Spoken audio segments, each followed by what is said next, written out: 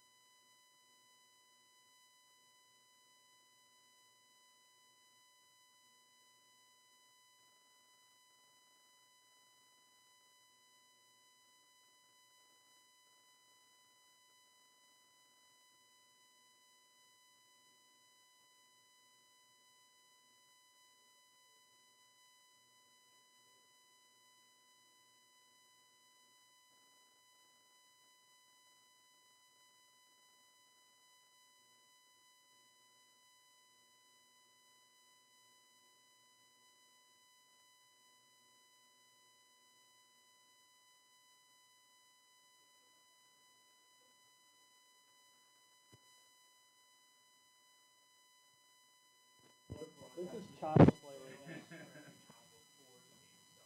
Now, you know what, Scott? You might be right. This is different. Wait, what? No. Wait, what? Yeah, I know. Record that shit. Play it on the loop. Because this is different than what I have to do at the rest of the Fram and after this. That stuff. Like that.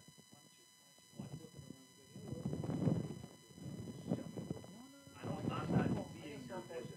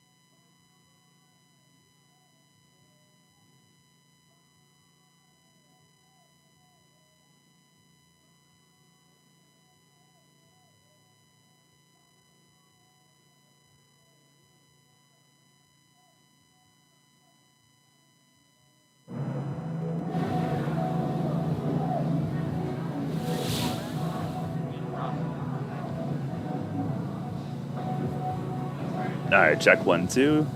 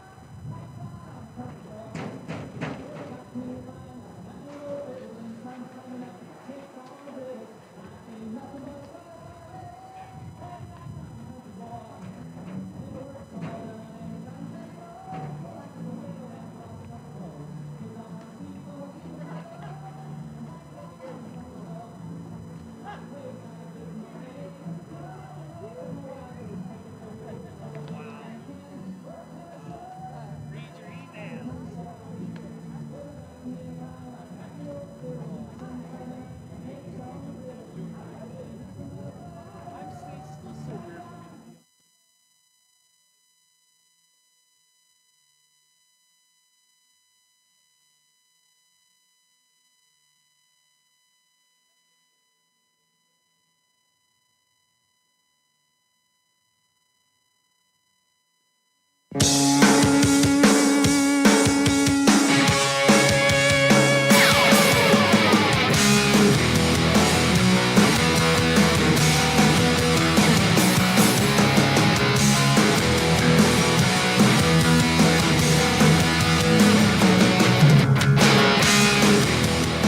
afternoon, everyone, from Chiquette Field here at York College. Welcome to York College Baseball. Today, the Spartans conclude their busy weekend as they play host to the Franklin and Marshall Diplomats. Non-conference action following a conference doubleheader sweep yesterday where the runs were aplenty, and the Spartans look to pick up where they left off here today. Hi again, everybody. Daryl Henry alongside Scott Geis. Welcome to Spartan Baseball here on a cloudy, damp, cool Sunday afternoon here on East Campus. It rained during batting practice a little over an hour ago, but the rain has subsided. Field is great, according to Scab, and it did take some water early this morning before anyone was out here, and again, briefly during pregame warm-ups today, but good to go for the on-time 1 p.m. start. And Scott, yesterday was certainly a day to write home about with a 27-12 win in the opener and then 10-6 in Game 2 against Widener to even up that conference record. Well, and I think the key thing is just being able to carry that over from Game 1 to Game 2. And obviously the performance was not quite as offensive. Of course, you score 27 runs. That doesn't happen very often. But to come back and get the sweep and get the win in Game 2 is huge. Now, the challenge becomes what happens today. How are they able to carry that over today and put another performance together offensively? And really, Dawson right now, has thrown well for the Spartans. So let's see what he can do on the mound. And, this will I have a feeling this might end up being Johnny's staff day if Dawson, hopefully Dawson gets through, 4 or 5 innings and then let the rest of the staff take over. Yeah, freshman will make the start here today. It's a single 9-inning game. Both teams are coming off doubleheader sweeps yesterday. In fact, F&M swept McDaniel in its Centennial Conference doubleheader opener yesterday, and they did so on a walk-off 3-run homer in the first game and then a 1-run win in the second game that included a grand slam. So some pretty exciting stuff for the Diplomats over in Lancaster yesterday. They come in 11-9 overall, and they have played well of late. Back-to-back wins yesterday, 5 out of the last 6, which follows a stretch on which they lost 5 out of 6. For the Spartans, that 2-game doubleheader sweep yesterday put a 3-game skid in the rearview mirror, got their conference record to 2-2 and the overall record to 10-11. As Scat meets with the umpires and F&M head coach Ryan Horning at home plate for the exchange of lineup cards. Busy day on campus. We've got all kinds of softball games going on across the way with 3 teams, of course, including York, and 3 games being played over at Spartan Stadium. But triple header Festivus. It is, and York playing in games 1 and 3 on the other side of the creek. But getting set for baseball today, we'll get this one in. We'll get it started on time. And after BP earlier this morning, actually a little past noon, earlier this afternoon, caught up with head coach Mike Scappa, got his thoughts on the big blowout offensive performance from yesterday. All right, Scap, huge day for the offense yesterday. You were focused on approach coming in. Did you see the at-bats you wanted to see? Absolutely. We hit so many more balls in the middle of the field to the opposite field. We were using the whole field. I bet you we hit more yesterday than we had probably in the previous month. So, you could start to see it come around, and there was an energy in the dugout. So, yes, hopefully that's the first step, and we can continue it for the rest of the year. Yeah, the guys seemed really fired up, beginning with Jack Berry's first trip around the bases yesterday. They were ready to go. Yeah, well, we need him to get on fire, because he's the kind of guy, he can carry the club with, when he gets hot. You're talking about extra base hits, RBIs. He's in scoring position the minute he puts his foot in the batter's box. So when he gets hot, we'll have guys on base, in front of him, and 3-run homer waiting to happen, hopefully. If you want to single out a couple great plate appearances yesterday, we may as well look at Bucci, the 2 walks in front of Alzinga in Game 2. Those were great at-bats. Well, yes, and that's what when we talked yesterday a little bit about picking each other up, and it's all departments. It cannot be 2 or 3 guys. It's got to be a 9-man lineup where everybody has the good approach, so you do whatever it takes to help the team win and continue to sort of pass it on down the line. So Bucci has 2-out toughness, 2-strike toughness, fouls a ton of pitches off, gets on. Rob hits 2 bullet line drives, runners moving with 2 outs to score, I think, probably 4 RBIs. I could be mistaken, but I think probably 4 RBIs out of those 2 at-bats. And that's the difference in that Game 2. Those 4 RBIs are huge for us. You ever see a day like the day Brendan Martin had? No. I've seen 25 years, probably the only time we don't have necessarily a record. But I don't think too many guys, when everybody says, you ever see somebody get hit with 4 pitches in a game? I don't know. I started thinking Steve Santillo, Justin Janis, Colin Crow. But I don't remember if anybody ever actually did 4 in one game plus 6 in a doubleheader. So that was good. Does he feel all right today? Oh, he's a tough guy. No, that's the whole point. You can't get out of the way. How bad do you want to win? If you want to win bad, you let it hit you. If you don't necessarily want to win bad and you're worried about stats, then you jump out of the way. And he's not a stats guy. He's a winning guy.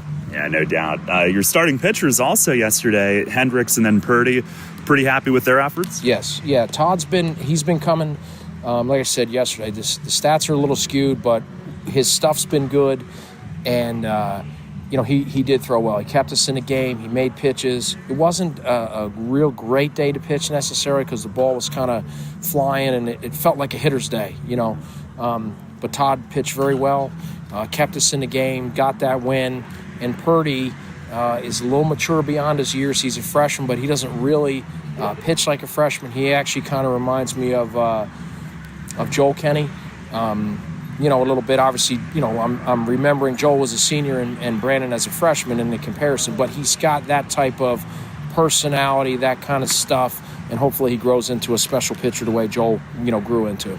F&M today, that's a pretty good non-conference battle that you do pretty much every year, right? Yeah, every year, sometimes twice a year. We haven't played them in probably since 2019. But yeah, they're always well coached. They're aggressive. They know what they're doing, so you have to play well in order to beat those guys. But yeah, I mean, to be able to schedule a team like that on a Sunday, have a lot of respect for their coaching staff. They're always going to give you a good game. It's real convenient. It's right up the road, so it makes it good to put that game on the schedule. Lastly, you've got one of your young righties today with Reitenauer. What's your report on him through his first few weeks of his career? He's a guy that we've always liked in terms of talent, and just like any freshman, first time out there, you're facing a team with a different color uniform. You're working on certain adjustments in the gym and throughout the fall, so there's always that learning curve where you're a little bit nervous. But what we've seen is, same with Purdy, he's getting better and better every single time out there. He gets more and more confident handling game situations, trusting his pitches, trusting the catchers that he's working with. So we expect him to have a pretty good game. He pitched 4 very strong innings, I believe, on Tuesday against F&M. So every time out there, we've seen another step forward. So hopefully he continues that today. All right, yeah, thanks a lot. Good luck. All right, thank you. All right, Spartan head coach Mike Scappa, York about to take the field for this afternoon's game. Starting lineups here today for Franklin and Marshall. They will have Spencer Burson in center field leading things off. Will Samuel at first base hits second. Bobby Feliz at shortstop will hit third. Jacob Hoffman's going to try to do it all today. He's their starting pitcher and cleanup hitter. Patrick Satina in left field hits fifth. Tommy Denlinger is the third baseman batting sixth. And it's Connor Rush behind the plate. He'll hit seventh. Zach Maznikov in right field hits eighth. And Matt Gluck is the second baseman batting ninth. Again, Burson, Samuel, Feliz, Hoffman, Satina, Denlinger, Rush, Maznikov, and Gluck. And that lineup facing Dawson Reitenauer, who makes the start for the Spartans here this afternoon. Freshman gets the go. And the York lineup behind Reitnauer today, the Spartans will go with this order. It'll be Robbie Alzinga in center field leading things off. Austin Denlinger at shortstop hits second. Jack Barry at first base will bat third. Cleanup man is second baseman Joe Capobianco. Andrew Santarpia's got the DH assignment. He'll hit fifth. Brendan Martin will try to hit and not get hit so much. He's in left field batting sixth. Then it's Michael Tinnity at third base hitting seventh, had his first career home run yesterday. Chris Bettler, who did the same, he's in right field and batting eighth. And Brian Jakubek will do the catching and hit ninth. Again, Alzinga, Denlinger, Barry, Capobianco, Santarpia, Martin, Tinnity, Bettler, and Jakubek for York. Spartans in the home whites today, green hats, green numbers, F&M traditional road gray as Reitnauer fires his final warm-up. It'll be his seventh appearance, his second start. One win, no losses, 7.20 ERA in 15 innings, 17 runs, 12 earned, 20 hits. The thing that really stands out, though, and you love this, 15 innings, he's walked only 3 and has struck out 8. Burson leads off. We're set to go. First pitch today is in at the knees for a strike, and we are underway at 1:02. Close enough. Burson, the center fielder for F&M, right-hand hitter. Pitch, and it is in the dirt. He comes in hitting .311. 2 home runs, 14 driven in. 2 good offensive teams. F&M a team average of .303. York at .304 after yesterday's significantly raised the batting average. extravaganza. There's a fastball at the knees. That's a strike, and it's 1-2. Reitnauer, 6'3" freshman, Saxton, Pennsylvania. Went to Tussey Mountain High School. He fires, went off speed, and just missed. Good spot, and that'll even things up. Game time temp 50 degrees, cloudy, and might get to 54 today if we're lucky. Wind is left to right. Pitch, and a swing and a fly ball, center field. It sends Alzinga back. It carries deep to the track, and it's off the base of the fence. And Karam's back away from him. Burson on his way to third, and he is there. Didn't have to slide, but he did. It's a leadoff triple, his second of the year. Wow, and that ball really carried. I mean, I thought Robbie had a good beat on it, and then got a little unlucky. It hit the base of the wall and spurted out. Allowed him to get that extra base. I think it probably could have been held to a double, but when it hit the wall and caromed away, put him in a position where he was able to get to third. That'll bring up left-hand hitting Will Samuel, their first baseman. Seemed like the ball carried a little bit more. A lot, yep. First pitch is pulled in the ground, right side. Capobianco ranging left, pivots, fires just in time. Tremendous play going out into shallow right. Run does score, but Capobianco takes care of the game's first out. And dealing with wet grass out there, Scott, in shallow right, he had to get his footing before throwing that strike. Well, and I think he did a good thing of taking a little bit more time probably than what he would have liked to, but was able to make the play. Allows the run to score, but now clears the bases for right now to go after and attack Felice. Ball one outside. It's a 1-0 F&M lead. Felice a grand slam for them yesterday as Reitnauer misses in the dirt. Game 2 yesterday, they beat McDaniel 8-7 after they won their opener 6-3. Felice had a grand slam, a double, and a triple. He needed a single for the cycle. Reitnauer grips it, fires, and just a shade high. 3 balls and no strikes. That reminds me of Denlinger yesterday with the triple, and then Jack gets him in with the, with the ground ball. Baseball, when you get those extra base hits, it's very helpful. Swinging 3-0 and a foul tip. Swinging aggressively on a foul 3-0. Hey, if you got good hitters, let them go.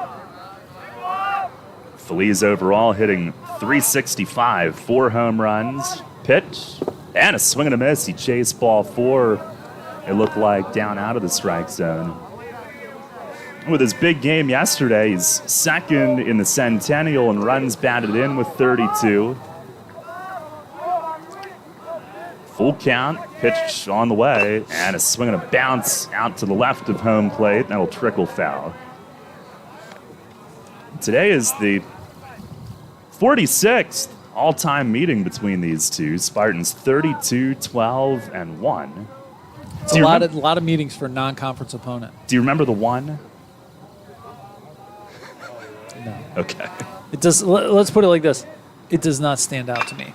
This one ripped the other way, base hit to right. This is toward the line and going to the fence. And Feliz on his way to second. Bettler's throw, the relay, it's late. And it's a double. 2 of the first 3 hitters for F&M delivering extra base hits.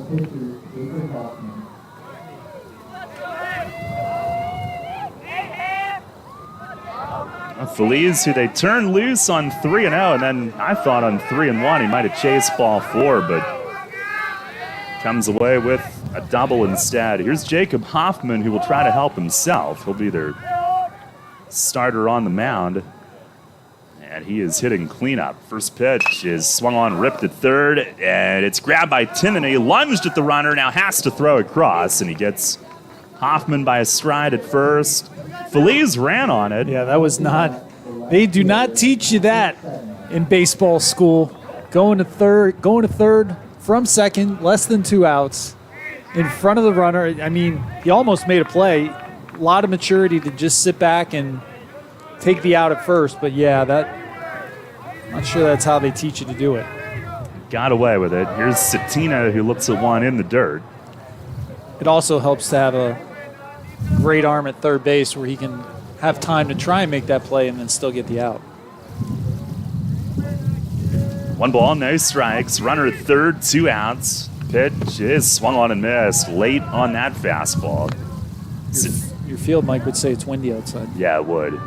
And it's heavily bagged thanks to your approach. I hope that's not sarcasm.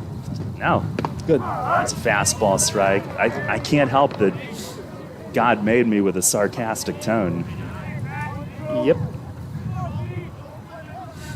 You've said that a number of times.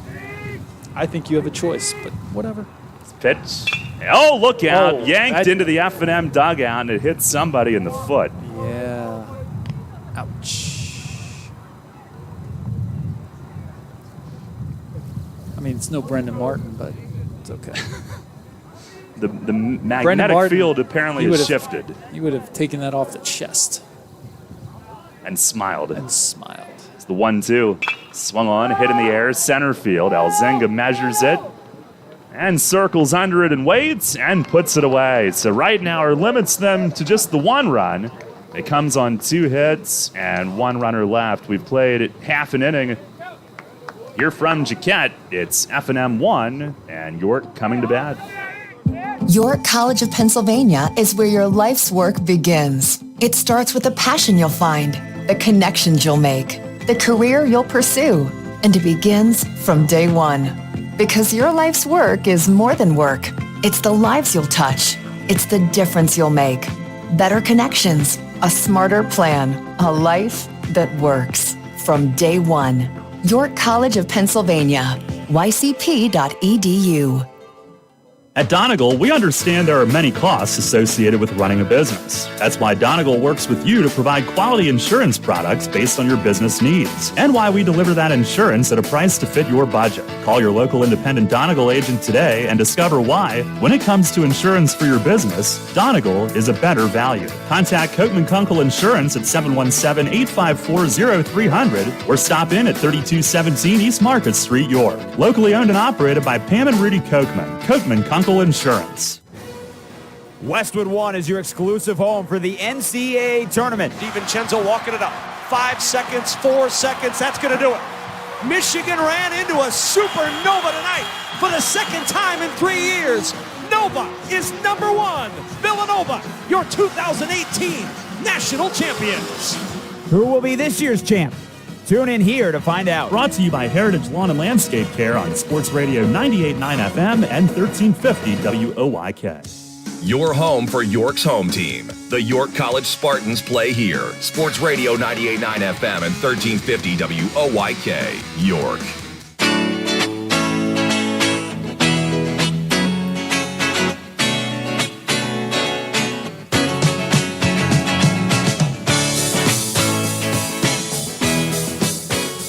Spartans trail 1-0, coming to bat here in the first inning. Right-hander Jacob Hoffman, his first appearance on the mound this season. But he is a two-way guy, listed as such, listed as a first baseman as well. Sophomore from Middletown, Delaware, Caravel Academy. And last year as a freshman, he was honorable mention all conference. He had starts at DH, first, second, and left. Hit .333 with a home run. In fact, the home run came in his first college at bat. Not like setting the bar high. Robbie Alzenga will look to spark things again today. Now hitting .396. Had 3 hits in game 1 yesterday, 4 in game 2. 4 RBIs in the second game after 2 in the first. And here we go. Hoffman's first pitch is a fastball up and away. Hard overhand thrower. 6'2", 215. He really brings it straight over the top. Onto his windup, the 1-0. And that misses high and outside. Well, Zenga now at .396 with a home run and 16 knocked in. So, Daryl, do you get the feeling that you're starting to see more two-way guys? Yeah. You know, there's a ball in the dirt. Alzenga has to jump back a little bit. Does Ohtani get credit for that? Yeah. No, I think so. I mean, like, I think you're seeing the value of having guys that can do multiple things. And now with the rules the way they are in Major League Baseball, allowing the DH to stay in the game after being done pitching, I think that's a positive thing for baseball. It's the 3-0. Fastball that is just outside. Alzenga patiently takes all 4, and he is on base to start things off. We might need like a daily rules refresher on what's going on in You're not wrong about that. baseball these days. This, by the way, is Hoffman's first career appearance on the mound, even though he's listed as a two-way guy. Here's Deminger. On the first pitch, breaking ball, misses high. Might have to be patient from the looks of it. He's missed with his first 5. Deminger is hitting .382 after yesterday's performance. Let's be honest. Pitching is hard. It's hard to do. Pitch is in there. That's his first strike. 1-1. Deminger yesterday a triple in both games, a home run in both games. Lays 2 laser beams. Did not get very high. 12th in the nation with 4 triples now. Pitch to him, a curveball that sits high. And we talked about it, 3 away from tying the career record of 17. He's got 14 for his career. Rick Dressler's got the career record of 17. He had a lot of triples when there was no fence here. Oh, yeah. Back in the day, I think, it was funny. There used to be a swale in right center field, like literally a swale. Like there was a dip in right center field. There was no fence. Just beyond where the fence is now, it drops off to go to the creek. I mean, there were literally 2 wooden benches where the team benches. There was no fence in front of it. There was just the backstop. And the scoreboard sat out there and just stood open. Where did you sit? Behind the backstop. Froze my considerable rear end off. Pitch is up high, and Deminger is on. Back-to-back walks to start things off. That's like story time with Scott. I need pictures. Ugh. I can probably find some for you, actually. So what if somebody hit a ball into the creek and left? So I'm not sure what the ground rules were, because there was a fence here when I started here. There was a fence, but it actually kind of followed the swale. So it kind of went across, and then it went down a little bit, came back up, and came over. Oh, yeah. It was an interesting... Oh, a balk. A balk has been called, and both runners will advance. I don't know if Hoffman tried to step off and his cleat got stuck. I think that's the first one we've seen of those at home this year. Yes. Now here's Jack Barry, second and third now. First pitch fastball is in off the plate. Got a. Why would you pitch to him here? First base. There'd be no reason. Got a blanket of gray cloud cover. Just for about 10 seconds, the sun started to force its way through. 1-0 pitch. It is in tight. Spartans trail 1-0, but a chance to put that in the rearview mirror very quickly. Looks like we have some action getting ready to get started in the pen. Number 27, Shane Rebane, freshman from St. David's, PA. Didn't take long. No, and the guy's making his first appearance. Pitch to Barry is swung on, launched in the air, in left. Satina trying to get a read, comes in, settles, catch is made. Alzinga tags, throw coming in. They don't cut it at third. It's offline and late anyway. Alzinga scores, and Jack Barry, RBI number 22 on the sac fly. Spartans have tied it. It's 1-1. Now that balk played a huge role there. That's just a fly out if that balk doesn't occur. So good job by Jack Barry of run producing. Alzinga's 24th run scored out of the leadoff spot. Deminger at second, 1 out. Here's Capobianco. And Hoffman with the pitch. Breaking ball, it's outside. His catcher, Rush, liked it. Pointed back at him, but didn't get the call. 13 pitches, 2 strikes. Oof. Not great. Capo hitting .370, 5 home runs, 23 knocked in. Here's the 1-0. Bounced that one right in front of the plate. Spiked another hook. 2 balls and no strikes. Oh, nice job by Rush of keeping it in front of him.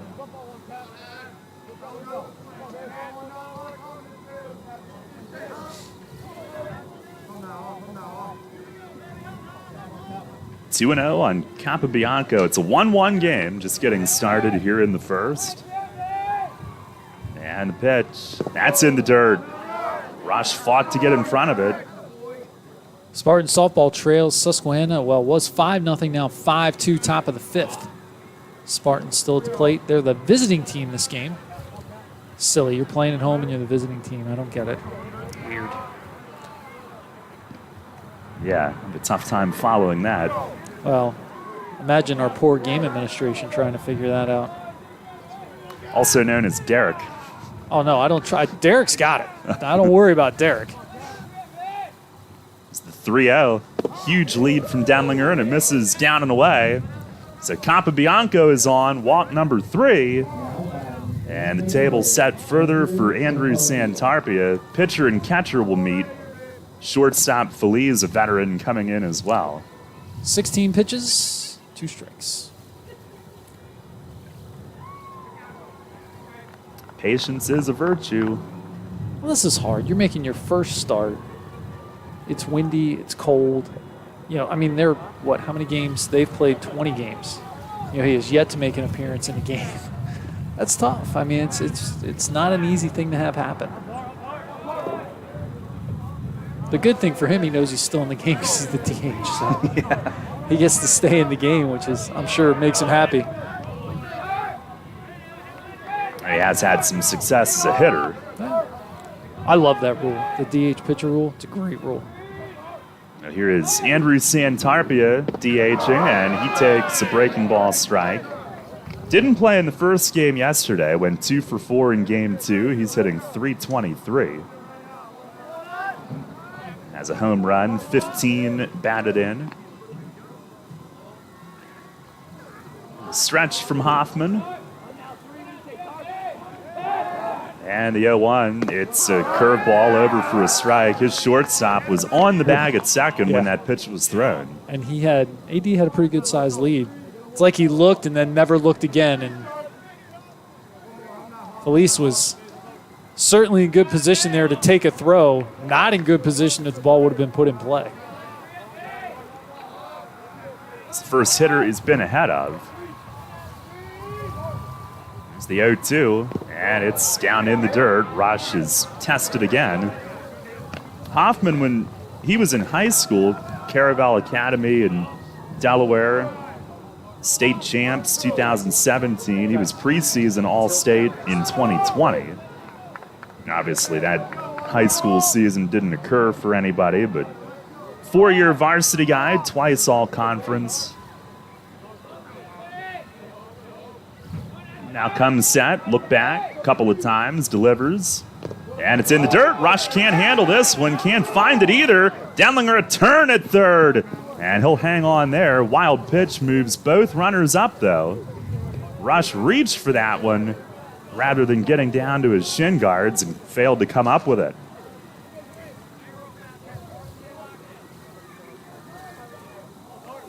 Oh, an opportunity for Santarpia, second and third with one out. Bullpen activity continues in left. And here's the 2-2. Fastball, it's down low. Brendan Martin waiting on deck. After a career day in some categories yesterday. Yes. Bruises. Craig Wiley said he needs to get hit by 4 more pitches today. To secure an Athlete of the Week nomination. And now the 3-2 swing, and he fouls it back. Looks like Hoffman throws fairly hard. That fastball was up, and Santarpia spoils it. Maybe ball 4? Might have been. Yeah, we've been close. Close enough where you got to swing to protect. The wind has died down a little bit. Still breezing left to right.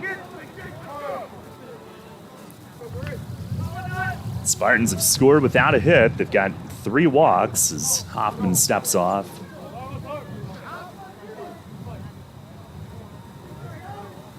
Now the stretch. Here's the 3-2. And it's a breaking ball inside. He walks him. He has really struggled to throw strikes, and he went off speed on 3-2 and missed. So the 4th walk from the first 5 hitters with a Jack Berry sac fly sandwiched in between. 23 pitches, 5 strikes. They're loaded for Brendan Martin. Spartans after yesterday averaging 8.4 runs per game. Martin, a big roll yesterday. And first offering, fastball, it is just out. Martin yesterday tripled and was hit by a pitch 4 times in game 1. And then in game 2 was hit 2 more. 6 hit by pitches on the day, and now 9 for the year. It's the 1-0. And a swing and a drive to right center field. It sends Burson back toward the track, and it's down and against the fence. Might empty the bases. Martin at second, relay to the plate. It is offline. They all score. Martin goes to third. He clears them off. It's a 3-run double, third on the throw, and the Spartans lead 4-1 here in the first inning on the first hit of the day for York. And after the afternoon that Martin endured yesterday, how fitting is that? As he unloads to deep center field, a 3-run double. And that's going to be it for Jacob Hoffman, who does not make it out of the first inning. The Spartans have picked up right where they left off. Big innings and big hits, and their first hit of the day produces 3 more runs and a 4-1 lead with still only 1 out. Pitching change for F&M. We'll tell you who it is when we come back. Spartans still batting, leading 4-1 here in the first inning. Back to Jaquette Field in just a moment. Remember when an app was listen only? Oh yeah, that was kind of us, wasn't it? Well, we have a new app. Download the new WOYK app on the Apple and Google Play stores and take Sports Radio 1350 on the go like never before. Listen on the go like always, and now get easier access to archived games and programs on demand. Watch WOYK game broadcasts on YouTube and so much more. Search the new WOYK on the Apple and Google Play stores and download today. It's not just an app, it's a lifestyle. Sports Radio 1350. First in York, first in sports. What's the deal with the Dan Patrick Show? Dan Patrick. Shouldn't Kawhi be the new Dos Equis guy? Like, wouldn't he be a great man of mystery? Instead of that guy that's supposed to look like Michael Phelps, who took over for the old guy.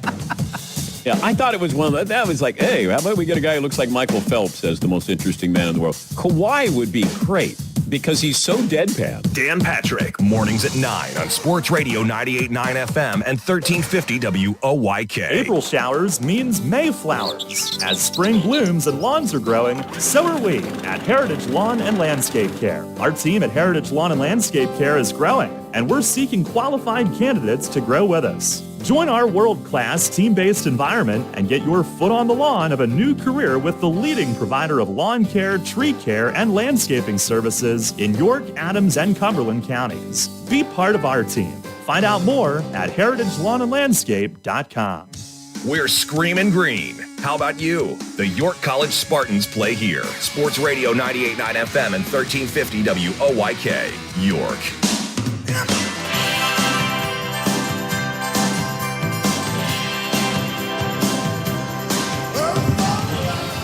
Well, right-hander Shane Rebane is the new pitcher for F&M here in the first inning. Spartans lead at 4-1. Brendan Martin unloading on somebody else instead of getting pelted by everybody else. 3-run double for him. Sure, that feels better.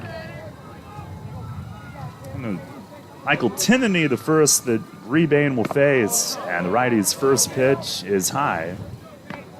Rebane, 2 outings, 2 innings, and 1 run so far coming in. Tinnity yesterday, his first career home run. Stretch and the pitch. It is taken upstairs. It's hitting .429 now, 9 for 21. 9 games, 5 starts. He was the only one to play all 18 innings yesterday. He slept well last night, I'm sure. Yeah. Very solid at the hot corner. 2-0. And a swing and a shot up the middle. Diving, knocked down Feliz at short. Picks up, fires just in time. It's a heck of a play. Run does score. It's an RBI for Tinnity. Martin across, and it's 5-1. That was a really nice play by Feliz. He had the wherewithal to just knock it down, pick it up, make the play. That was a really nice play. But also a productive out for Tinnity. RBI number 6 for him. It'll bring up Chris Bettler as he lays off a little bit high. Also hit his first career home run yesterday. Bettler now 3 for 10 at the plate. Today is his 7th game, 3rd start. Pitch, swings and fouls it straight back.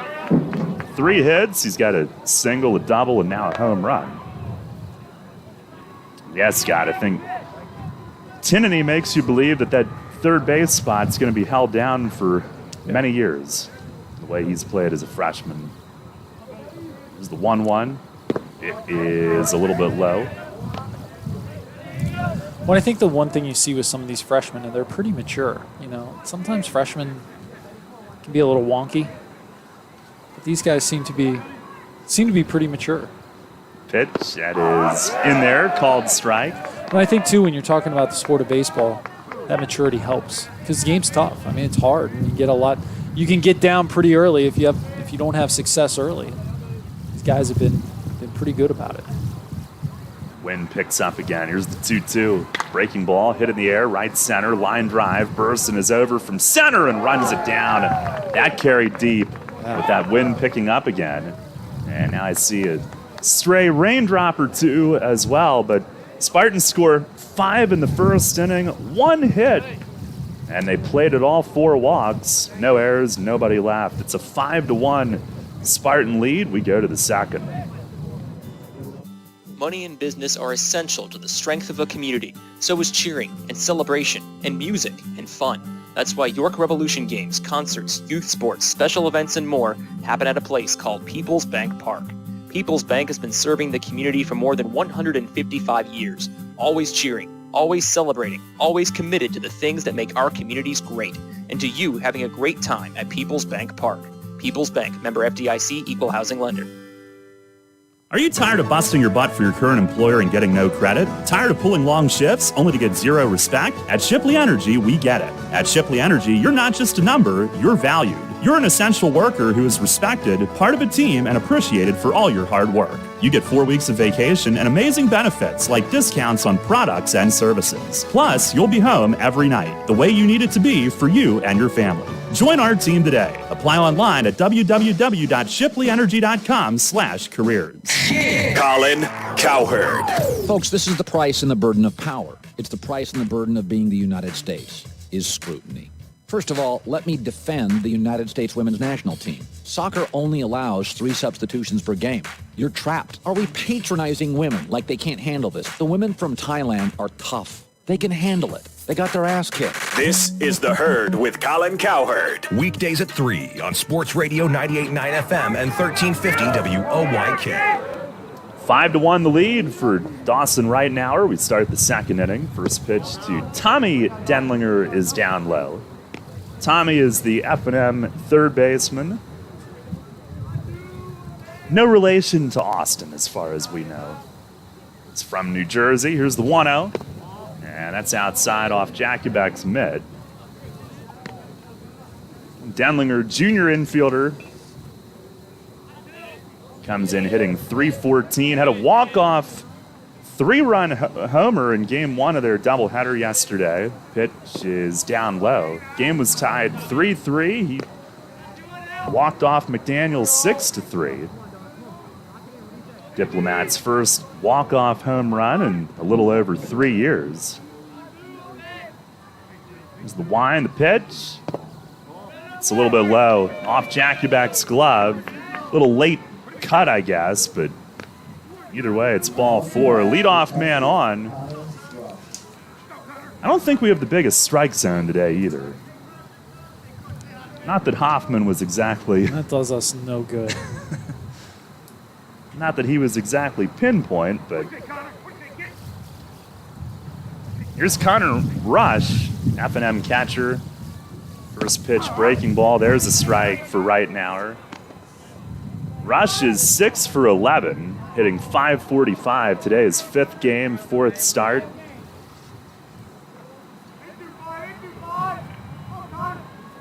Stretch and a move to first, and diving back is Denlinger. Scott, do you remember the Maine Enwell New York Little League World Series team? 2016? A little bit. I mean, I don't pay a huge attention to that. Do we have a member of that team? Connor Rush, who's at the plate. Yep. Pitch is in there for a strike, 0-2. What an incredible memory that must be to get a chance to play in the Little League World Series. I mean, what an awesome opportunity. It's such a cool atmosphere up there. And I got to take a 12U team up to Cooperstown, and that was an amazing experience. And I can only imagine. This one in the dirt outside. Runner read it, took off. Jakubeck will have to hold it. Denlinger moves up. Wild pitch.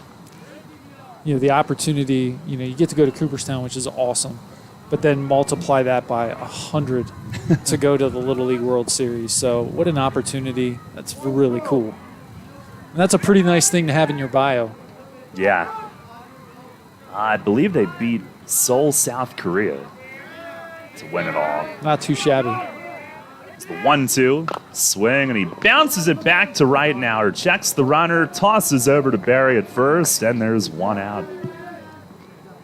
He gets an easy comebacker. Good job of looking Denlinger back at second. It's a good play. We'll bring up the 8-hole hitter, Zach Maznikov. He is 2 for 4 at the plate today. His 9th game played and first start, starting some of their younger guys in this non-conference game. Maznikov, left-hand hitter, just 5'8". Small strike zone. He swings and fouls the first one back. Freshman from Florida. Weather's a lot nicer down in Florida than it is up here right now. How's the Masters weather looking? Haven't looked ahead. I actually haven't looked ahead far enough to know that. Hopefully really good. Foul tip there off Jakubek's helmet What's even and back. better is I'm pretty sure we don't have anything at home on Sunday. I need to confirm that. I didn't even think. I just thought about that. I'm like, do we have anything at home next week? You want to get up close and personal with your recliner. No. Women's golf is home that day. That's okay. I can go out and cover that for a little bit early in the day and then head home and hit the recliner. It's a fastball away, 1-2. Well, you will have earned it. It's a long.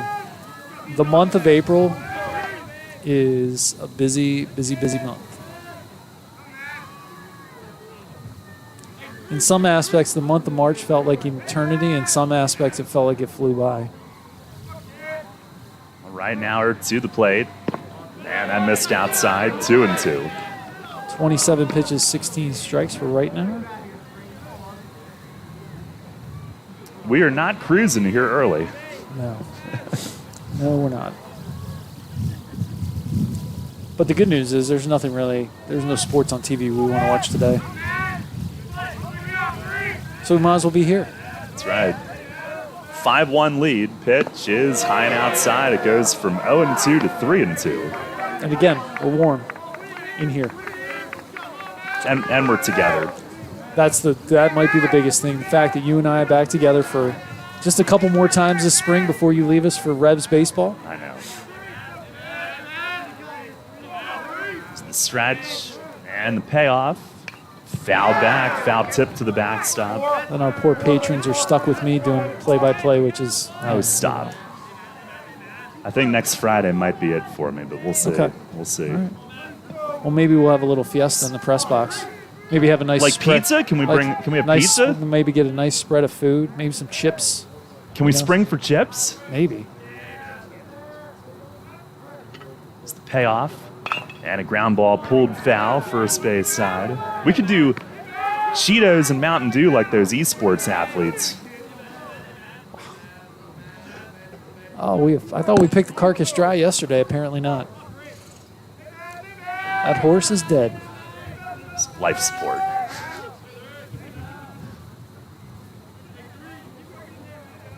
Quite the battle here. Another full count offering, and it's in the dirt. And Maznikov fights his way on, and the ball squirted past Jakubek.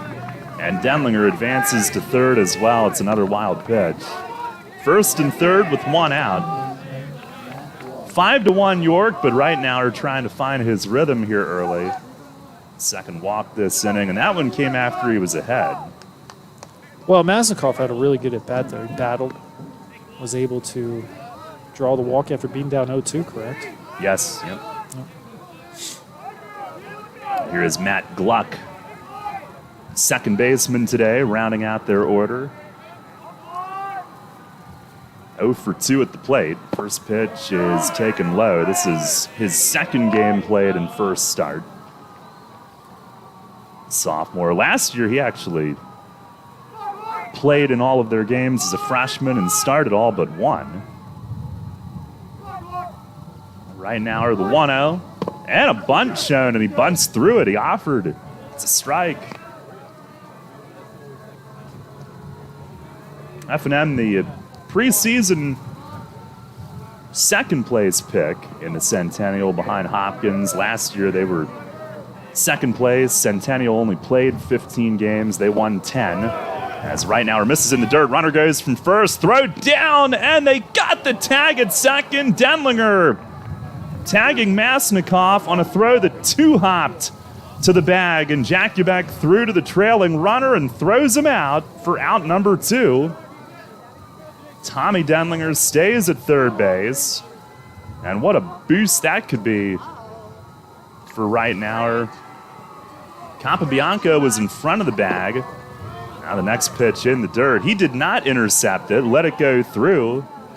And I guess his presence really kept Deminger from straying away from third, because Capo maybe could have picked that one off. But he let it go through. Good communication by AD to let Joe know to let it go through and get the opportunity to get him at second. Now 3-1 on the hitter. Pitch to Gluck is over for a strike. Full count. right now are a chance to put up a 0 here in this second inning. Leading 5-1. He winds, he fires, and missed. Down and away. The Gluck is on the walk. And we'll go back to the top of the order, and Spencer Burson, who opened the ball game with a triple to deep center.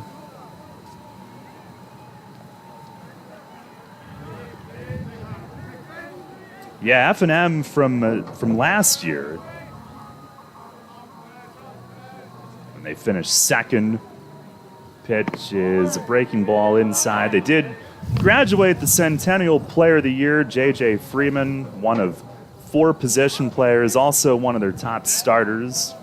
So they had some turnover. They did bring back last year's region and conference pitcher of the year. Here's a pop-up, and back behind second, should be out of the inning. Capobianco backs up and makes the play.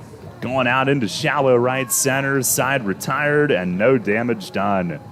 No runs, no hits, 3 walks in the inning, but 2 men left.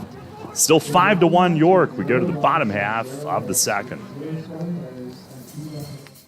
How tough are you? At Flying Feet Sports Shoes, we are darn tough. That's because Flying Feet is a dealer for darn tough socks. These American-made merino wool socks are available in many styles and colors for walking, hiking, running, biking, or just relaxing.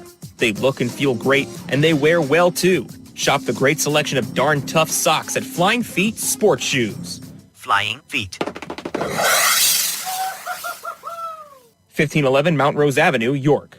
Based right here in York, Gladfelder Insurance Group is one of the largest program managers and insurance brokers in the United States, with more than 500 associates serving 30,000 clients. From the Gladfelder Agency, an all-lines full-service agency in York, to specialty programs insurance serving the needs of commercial clients, including emergency responders, healthcare facilities, schools, towns, churches, and more, Gladfelder has been earning the trust of its clients for 70 years. Gladfelder Insurance Group, a tradition of service founded on trust. Gladfelder Insurance Group is a proud supporter of York College of Pennsylvania and Spartan Athletics on WOYK. It's almost time. The York Revolution roster is being built for the upcoming season. And right here is where you get the news first. Join Daryl Henry and Revs manager Mark Mason for Revs Hot Stove Weekly, presented by Shipley Energy. The latest player signings, plus interviews live on the show each week. Coming up this week, the York Revolution are signing... That wouldn't be fun. You gotta tune in to find out. Revs Hot Stove Weekly, presented by Shipley Energy. Mondays at 6 on Sports Radio 98.9 FM and 1350 WOYK. New FM signal, new website. Get features, live broadcasts, and on-demand game broadcasts and shows online at 989WOYK.com.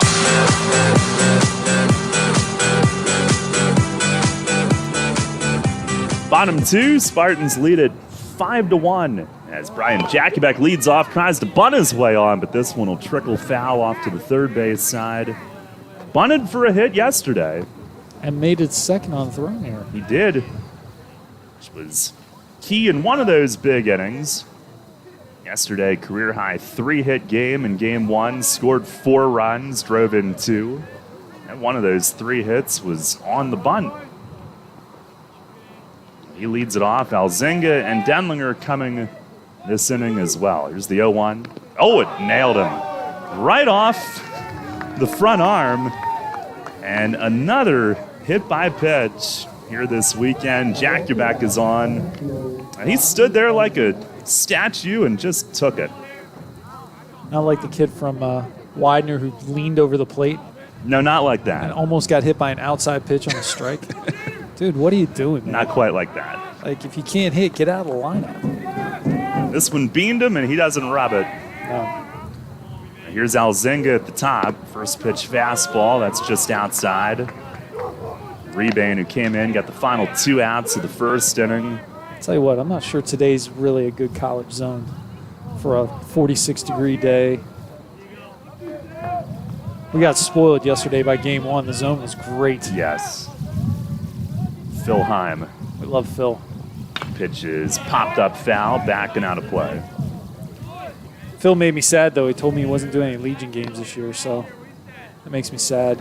Said he's too busy with the adult leagues and the college action. Hey, keep working on him. I mean, schedules change. I would love to have him come do some games. I said I'm always happy when I see you walk in the park. hey, when you get a good umpire and you recognize you get a good umpire, and he makes the day so much more pleasant. Alzenga was shortening, and Rebane bounces it past his catcher. Jakubek advancing to second base. That thing needed a cutoff. Yeah. Holy mackerel. I think that hit like a good 3 feet in front of the plate. Another wild pitch. We are wild pitching places, everything. I mean, wild pitches, balks. This is not the cleanest of games so far? Correct, Yeah. yes. We'll have Luke Day go out and show him how to do it. And he would. It's a 5-1 lead for York. Pitch to Alzenga is wide. Robbie yesterday, the 4-hit game 2, his 3rd game already of 4 hits or more. He's got a 5-hit game as well. He has been outstanding. Now, he's matured, he's blossomed, he's playing, he's getting the opportunity to play every day, and he's doing a fantastic job. A 3-1, and a swing and a drive to left center field. Burson is after it, sprinting into the gap, and he runs it down. That is a heck of a play. Jakubek was halfway, has to trot back to second. I mean, let's be honest, that's one of those ones where you can tag, but if he doesn't get there, that's tough. I mean, Burson made a heck of a play to get there. Robbie smoked it.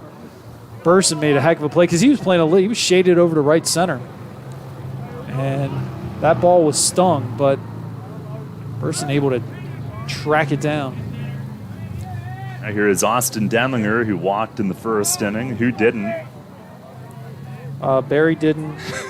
Tinnity didn't. Bettler didn't. But, Wise guy. First pitch is hit in the air, right center field. Burson here's over. where you tag. Maznikov from right. See, he's got a tag there. Now And he ended does. up going back, but that's a ball. That's a can of corn for the right fielder. You've got to get back and tag right away, give yourself an opportunity. If he drops the ball, you're still going to make it to third. He went off and then got back. He was okay with that, but really a play where you should tag right away.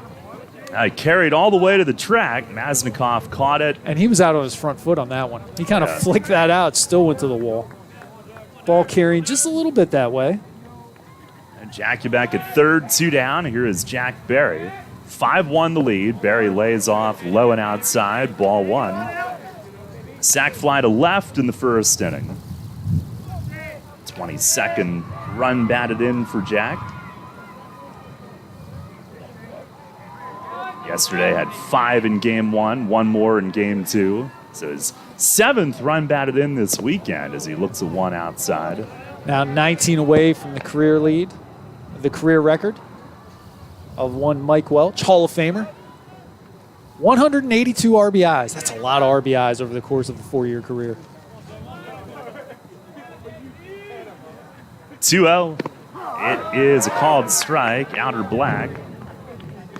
Barry now at 163. Yesterday passed Rick Dressler for second. Look at how far the left fielder is playing. He is essentially in the left field gap. If Jack puts one down the line, well, runner's going to score from third anyway, but Jack might have himself a triple. And this one's down and away. They appeal on the little flinch of the hands. He did not go. After that acrobatic double that he had yesterday. I told him the call should have been rumbling, bumbling, stumbling. Didn't think about that quick enough. It's a barrel roll into second. That was a barrel roll into second, not a textbook slide. Pitch is perfectly spotted. Called strike on the corner, and it goes full on Barry. Runner at third, 2 outs. Spartans up 5-1 here in the second inning. Rebane trying to settle things down for the Dips. And pitch, it is hit on the ground toward the middle, and it's backhanded at second. Gluck to a knee, pops up, fires just in time, saves a run. And Gluck at second, who had him played to pull, had to scramble to his right, got there to backhand on one knee, and makes the run-saving play. No runs, no hits, one left. We go to the third, still a 5-1 Spartan lead.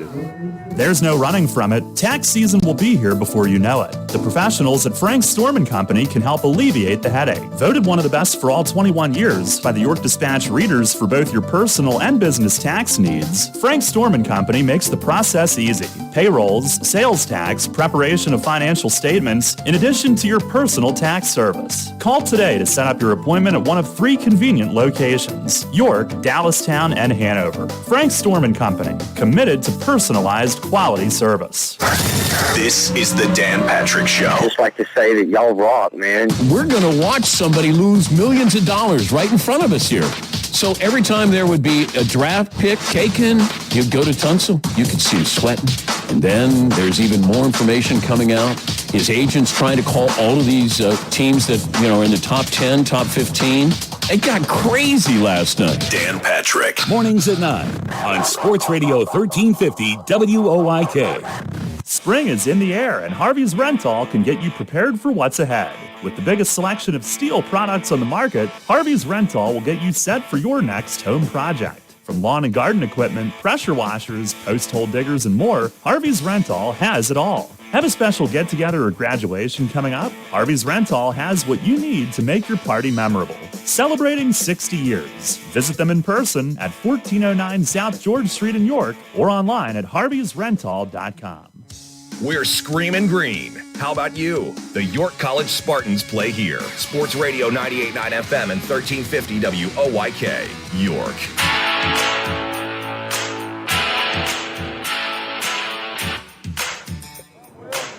Head of the third, Spartans lead it 5-1 against F&M here today.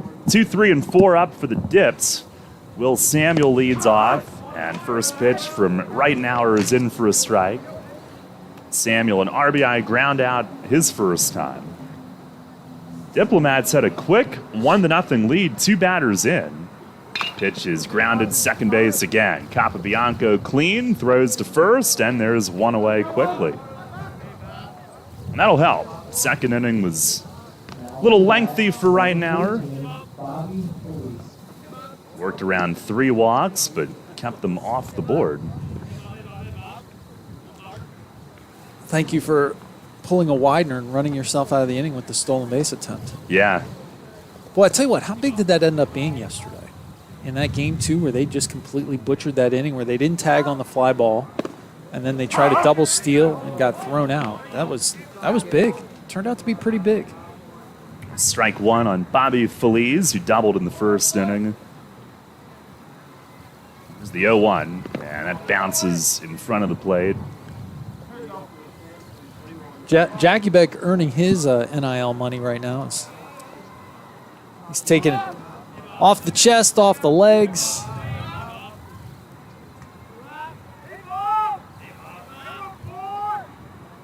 The wind, the pitch. That's down low, 2-1. Seems like the zone's a little small today. It is. But yeah, Widener had some momentum when they. Oh, they had a lot of momentum. Ran into those outs. Yeah, that was huge. 2-1, and this one bounced to third base. Tinnity backs up, stabbed at it, knocked it down. Long throw will be late. That was along the line, and he backed up to get to it. Infield hit for Feliz on what was a really tough play. So one out base runner, and here's Jacob Hoffman, who is now the DH. Yeah, backhand on that. Had to knock it down. Still threw over, and it was still a competitive play. Yeah, he's going to be a good one. Already is. Yeah. This one ripped, center field, base hit. Feliz at second, he will hang on there. Alzenga gloves and tosses in. Jacob Hoffman, who struggled on the mound, but stays in as the DH, ropes a single, first and second with one out. And then we mentioned it the first time, Hoffman swung early in his at-bats, but he's a .292 hitter coming in. So first mound appearance today, but has had some success at the plate. We'll bring up Patrick Satina, who flied to center in the first. First pitch is swung on, hit in the air, deep left field. That's Martin trouble. is back to the fence. Trouble. He is out of room. It's gone. Patrick Satina with a towering 3-run home run to left. And just like that, the lead is cut to 1. It's 5-4. And he almost ran up behind Hoffman, the runner in front of him. He's got 2 teammates waiting to helmet tap at home plate. Satina goes yard, his first of the year. And just like that, it's 5-4. You get anything up in the air today, it feels like it's carrying a lot. Here is Tommy Deminger. Walked last inning. First pitch is in tight. Diplomats, as we detailed, some big home runs yesterday when they swept McDaniel. It's their 13th as a team. Pitch is down low, 2-0. It's good for third in the Centennial. You know, the funny thing is this park plays pretty fair. But even on a day like this, when it's not so warm out, you get it up in the air sometimes with this wind. It'll carry a little bit. Usually it really carries between the 390 and the 375 sign in right center. Ball really carries there for some reason. 2-1. Pitch is taken low. Or if you hit it like Austin Denlinger and don't get it 20 feet off the ground, you can get out of the line down the 315 line pretty quick. Yeah, his have vapor trails behind goodness. him. Pitch to Denlinger is low. Tommy Denlinger. And he walks for the second time. 4 straight have reached. And it'll bring up Connor Rush, who bounced back to right now his first time up. Could use another one of those. Daryl, I have a feeling our score sheets are going to look very hieroglyphic-y again. Wingdings, you might say. First pitch is high. Oh, what was the thing that Purdy did yesterday? He attacked in the zone. He got ahead of guys. He wasn't pitching from behind. Right now, it's going to be pretty good. It's just a matter of kind of zoning in a little bit, being able to work ahead. That's, I think, one of the biggest things for college. If you can work ahead in the college game, really in any baseball, you've got an opportunity to be successful. You're going to give up some hits every once in a while. You're going to walk a lot less guys. Oh, pitch to Rush, drilled him high in the back. Yeah, you could hear that on the mic. That was a nice thump. That'll put 2 men on. That was a flush hit by pitch. That was the one Jack took yesterday in the back, right between the 1 and the 1. Clint Roach trotting out to the mound to make a visit. Well, let's get you up to date on what's going on in Spartanville this week. Men's tennis at home on Wednesday against Messiah. Women's tennis against Messiah on Wednesday. Men's lacrosse against Albright. That's a 7 o'clock game. Men's tennis returns home on Thursday, Grove City. Baseball returns home to Kep Field on Friday at 3:30 p.m. against Stevenson. Next weekend, softball against Eastern at home. That'll be over at Spartan Stadium starting at 1 o'clock on Saturday. Women's lacrosse against Lebanon Valley. That's a rare Saturday afternoon 3:30 start. So that'll be what happens next week. Nothing on Sunday.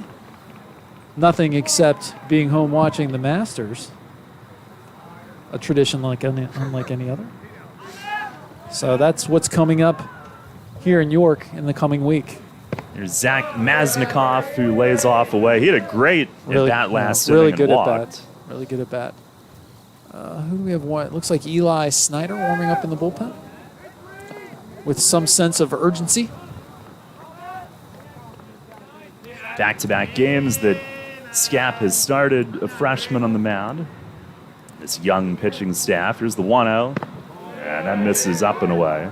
We see the Spartans shaking hands with Susquehanna as they fall to the Riverhawks. I almost said Crusaders. I do that all the time with that school. 7-2 the final. Susquehanna will now face Salisbury. The Spartans will take game 2 off, and then they will face number 2 Salisbury. 2 balls, no strikes. Right now are to the plate. And a fastball at the knees for a strike. When did that change? Susquehanna. Oh, that's been Really? It's been a while now. Yeah. Well, it's like Alverny every once in a while. They were the Crusaders too. Every once in a while, I'll come up with the Alverny Crusaders. Oh no, it's the Golden Wolves. I've finally gotten that out of my system. Well, they're a conference team, so we need to get that one right a little bit more than not. Now the 2-1.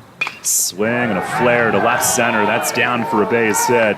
Deminger at third. He's coming around and will score. Martin's throw toward third is offline. Or Alzinga, rather. That allows Maznikov to move up as well. You've got to hit Deminger on the cut there. And Maznikov alertly scoots to second on the throw. Spartans just not sharp fundamentally today. So second and third, a run home. It's a 4-run inning, and we are tied. 5-5 the score, and Maznikov's been a pest. RBI single. Today his first start. Now 3 for 5 at the plate this year. Here's Matt Gluck. And right now are missing down low. Yeah, Alzinga thought he had a shot at third. Rush beat it. Maznikov moved up. Yeah, you've got to be able to, you got to hit the cut there. 1 ball, no strikes. Second and third with 1 out, tied at 5. Pitch is grounded, shortstop. Austin Deminger's got it. Took a reach at the runner, now throws to first in plenty of time. It's an RBI ground out. Maznikov gets back on at second, rushes in to score, and F&M leads 6-5 as they have put up a 5-run inning here in the third.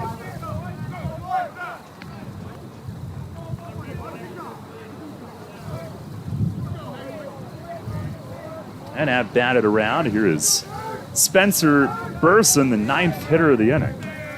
Back at the top of their order. First pitch, fastball, that just missed.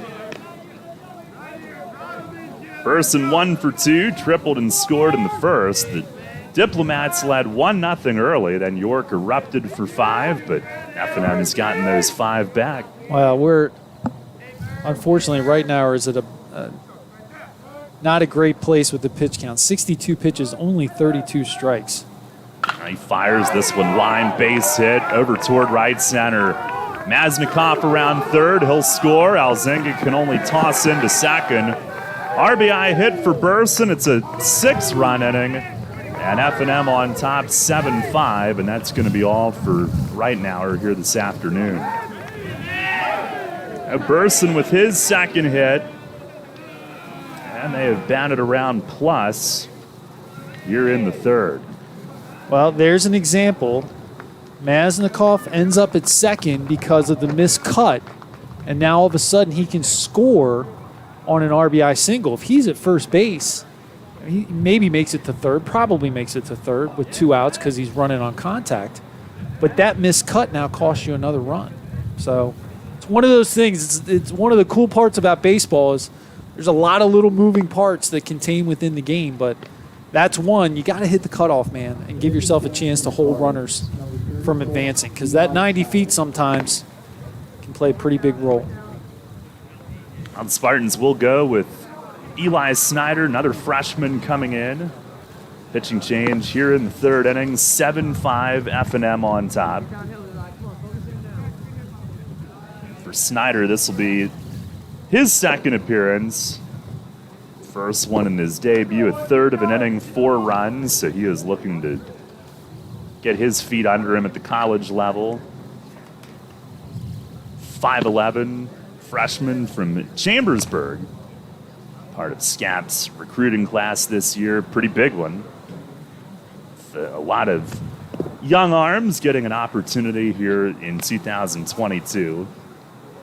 Right now are done after 2 2/3 innings. So here's a email for you, Ronnie Mailhorn. All batted balls hit into and over the creek were in play. How about that? What? Really? All batted balls hit into and over the creek were in play. He said made for some wet spikes. Oh, my goodness. That's fantastic. I love that, man. Thank you for listening. Yeah. Just still makes me feel old. Man, we got ladybugs everywhere, don't we? Yeah, they just, well, sometimes they get thrown at people by other people. I don't know who would do. Thank you for I don't know that. who would do such a thing. They're just Darryl, plummeting from the ceiling. We have played 2.5 innings, and we have been here for an hour already. Yikes. It's not outstanding. No, it's not. This is not, after being here all day yesterday, this is not a quick-moving contest so far. Will Samuel goes after Snyder's first pitch, bounces a foul into the York dugout. Well, you'd love to see Eli come out here and get a little bit of length here. Give the Spartans some innings here, as after playing 18 innings yesterday, another 9 today. That ball bounced in front. And read by Burson, he'll advance. Jackie Beck kept it nearby, but Burson got the read and moves up on a wild pitch. Jackie Beck's going to sue for non-support. Goodness gracious. He is not getting helped out by his pitchers today. But again, that shows the importance of having a catcher back there. There are probably a couple more pitches that if he wasn't able to block them would have been trouble for York. Pitch is high and away. 2 balls and a strike now. Samuel, the 2-hole hitter in their order. 2 at-bats, 2 ground balls to second, including being the first batter this inning. All of this started with 1 out. Not good when your 2-hole hitters making his 3rd appearance in the 3rd inning. An RBI in the first. Pitch to him is outside. 3 balls and a strike.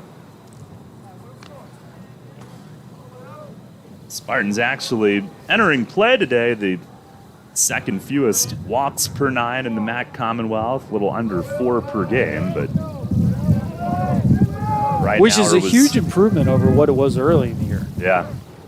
3-1. That is down and away. Felt like we were walking guys like a turnstile at the beginning of the year. That's the 5th now today. And extends the inning for Bobby Feliz, who doubled in the first and had an infield hit earlier this inning, which started the whole charade. They've scored 6 here in the 3rd. F&M up 7-5. Feliz 2 for 2. First and second, 2 outs. Snyder trying to get the offense back up, and he misses in the dirt. First pitch.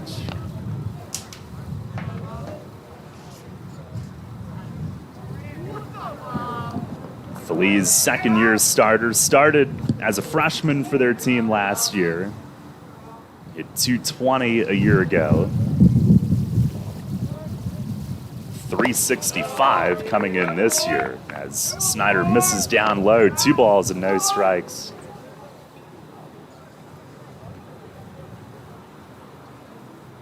Spartans with only 1 hit so far. They made the most of it. F&M with 7 hits. 5 this inning. I always said coming into the game, they swing the bats. They certainly do. The 2-0 and a ground ball skidding along the line at 3rd. It's fair. Past the diving Tinnity. Down the line it goes. A run in to score. And into 3rd goes Samuel Feliz with the RBI double. Burson scores the 7th run of the inning. It's 8-5. And Feliz 3 for 3 with his 2nd double. Ripped that one right inside the line. Tinnity dove to the backhand, but just missed. He didn't miss it by much, but not able to grab a hold of it. So a huge inning for F&M continues. We've seen some big innings this weekend, haven't we? Uh-huh. Gotten our fill. Here's Jacob Hoffman, who bounces a foul over by the Diplomat dugout. Some for, some against.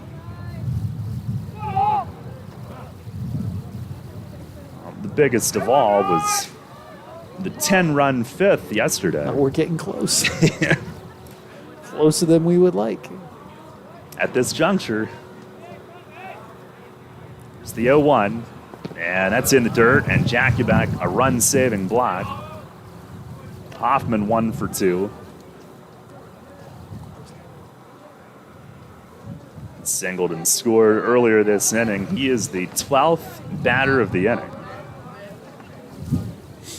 This is how your scoreboard gets all messy. It's not good. 1-1, swing and a miss. it's not good, but you realize the Spartans have 7 cracks at it yet. It'll be okay. I mean, think what we could do with another hit. Could get 5 more runs. Yeah, at this rate. It's a great percentage if you can get that. Snyder is ready. He's ahead of this hitter. And the 1-2. Breaking ball misses low.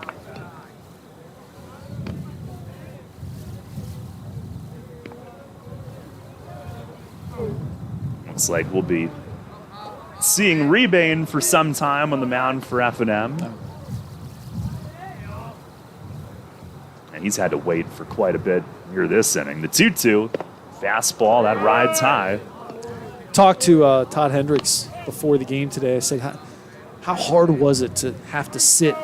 It was really hard to get loose again. He goes, I tried to get out to the bullpen and throw a little bit, try and keep my arm loose. He said those, and he goes, I'll always be thankful for runs like that, but it was tough to have to sit between innings for that long.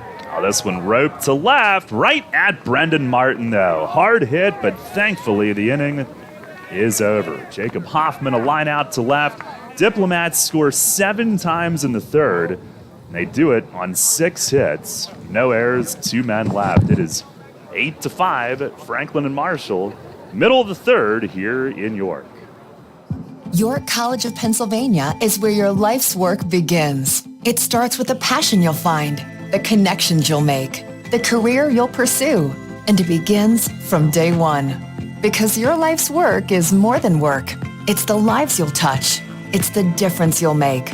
Better connections, a smarter plan, a life that works. From day one. York College of Pennsylvania, ycp.edu. Today, it seems everybody is offering a discount on car insurance, but at what price? Reduced protection, impersonal service. At State Farm, you can earn discounts and still get full service and dependable protection from the world's largest car insurer. See me, Trish Hauser, 1865 Susquehanna Trail North, York, for the State Farm multiple line discount. With State Farm, you get an agent you can depend on and an insurance company you can trust.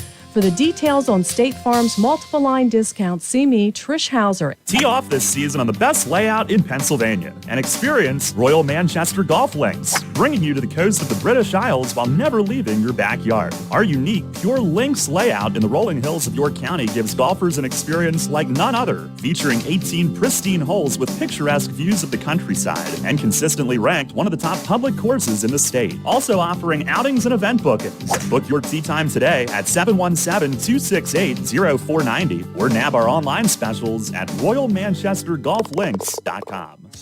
Your home for the Spartans. Sports Radio 98.9 FM and 1350 WOYK, York.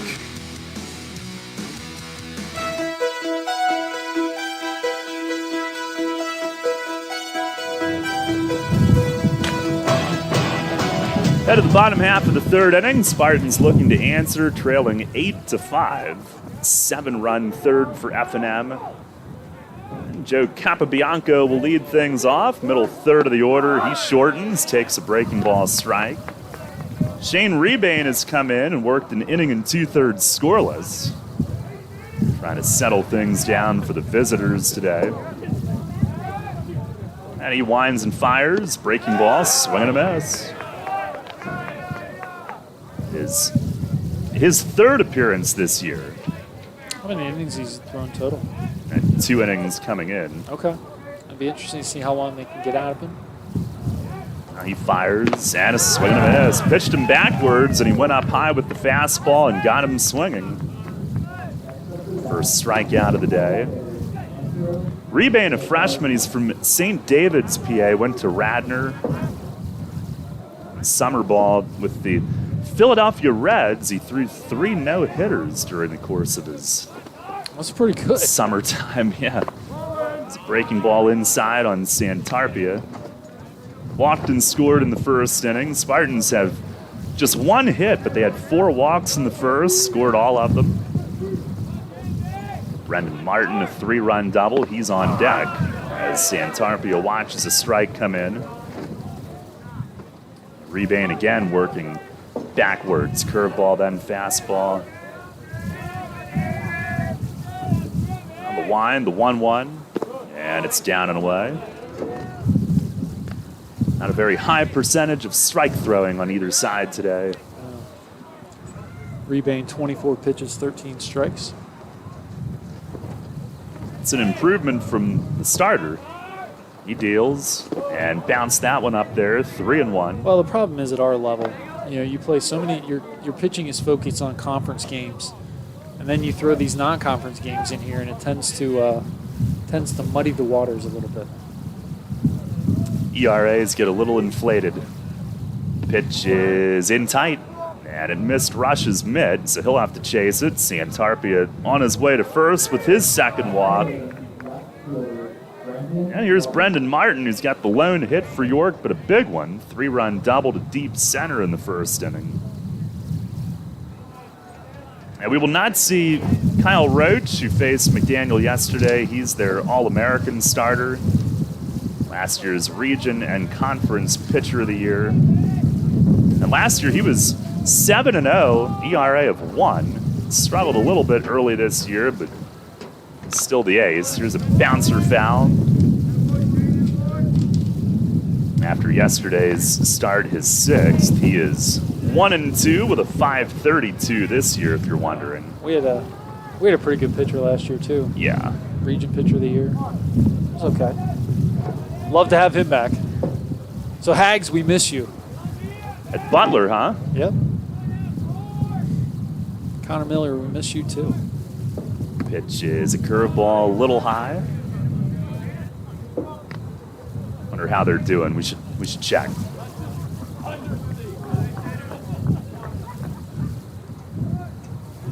We'll look it up. Yep.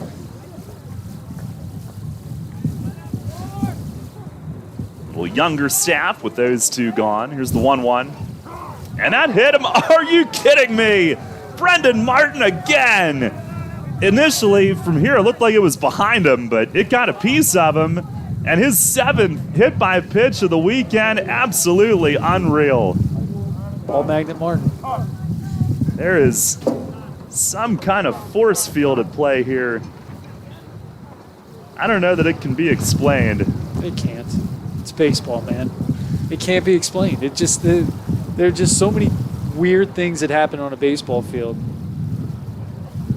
My favorite things is go to a ball game. You might see something you've never seen before. That happened yesterday. A guy got hit by a pitch 4 times, and then got hit 2 more times. By the way, unofficially a school record. According to Stat Crew, nobody has ever been hit by 4 pitches before. So we'll see if that's. I don't know if that's actually correct or not, but we're gonna go with it. We're gonna go with it. Well, I value Brendan's health, but I've seen one thing that I wanted to see today. Him get hit by a pitch. Get hit again. Well, the funny thing is, the great part about it for him is, of the 7 hit by pitches in the last 2 days, there's only one that really caught him flush. Right. And that one hurt, but he came back uninjured from that. So we're hoping that these hit by pitches do not leave marks.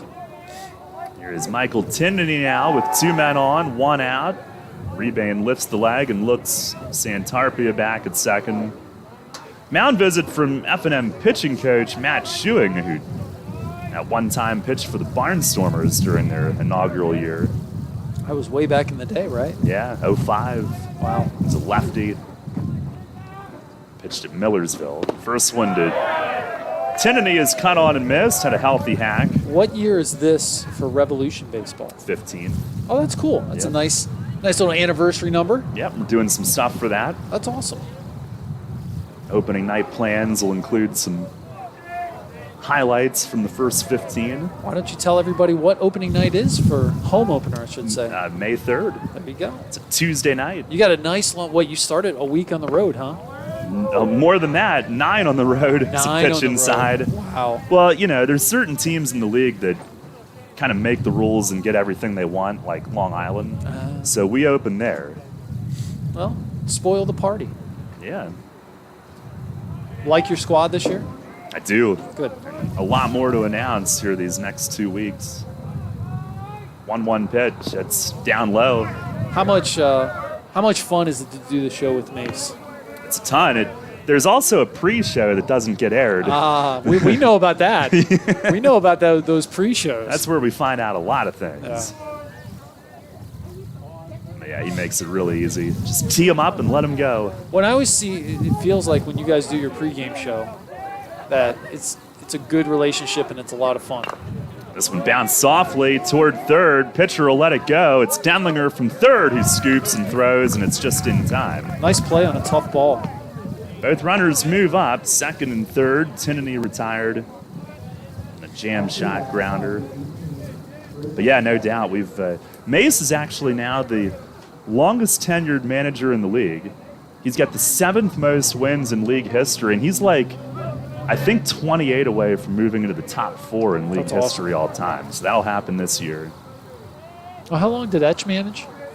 3 years, or 3+.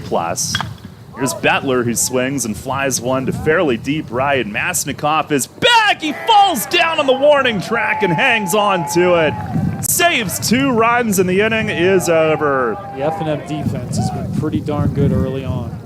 That ball carried. Maznikov had to back up and he tumbled backward onto the warning track and held on to it. No runs, no hits, 2 men left. We go to the 4th. It's still 8-5 F&M. Hey, man, I know how you feel. That guy down the street, the one with the fancy lawn, those weekend get-togethers, the big family barbecues, and the barefoot kids and wife outside working on her tan. Hey, it's no secret. It's greener on that side of the fence. It's Heritage Lawn and Landscape Care. Greener grass on your side of the fence is just a quick phone call away. For world-class care right in your backyard, call Heritage Lawn and Landscape Care, 717-292-9994. Hey track and field athletes, Flying Feet Sports Shoes wants to know if you're ready for spring track season. It's not too early to get your gear. Flying Feet is the area's best selection of training shoes, track spikes, throwing shoes, and jumping shoes especially for you. We stock throwing implements for the shot and discus, as well as replacement track spike elements, wrenches, relay batons, stopwatches, and more. Stop by Flying Feet Sports Shoes. Flying Feet. 1511 Mount Rose Avenue, York for everything track and field. Hi, I'm Joel Embiid of the Philadelphia 76ers. Rebound tip, and Embiid gets it back at Johnson. York's home for Sixers basketball. Lobs to Embiid, and a right-hand jam with flair and a flurry. Sergio to Joel Embiid. Go, go, Jojo. Rodriguez back to Joe. Embiid for the 3. He got it. He nailed the triple. Joel Embiid from outside the arc. Catch Sixers basketball all season on Sports Radio. 1350 WOYK, first in York, first in sports. Start the 4th inning, still 8-5 F&M thanks to their D, as Eli Snyder starts Patrick Satina with a slider for a strike. Is 5, 6, and 7 in the F&M lineup. After a 7-run third, saw them send 12 to the plate. Next one is very high, a little bit tight. Now, Rebane has really settled things down and has benefited from the defense behind him, but they now have bullpen activity. Snyder from the stretch, he deals and misses low. Satina had really the biggest hit last inning, 3-run homer to left, 1 for 2.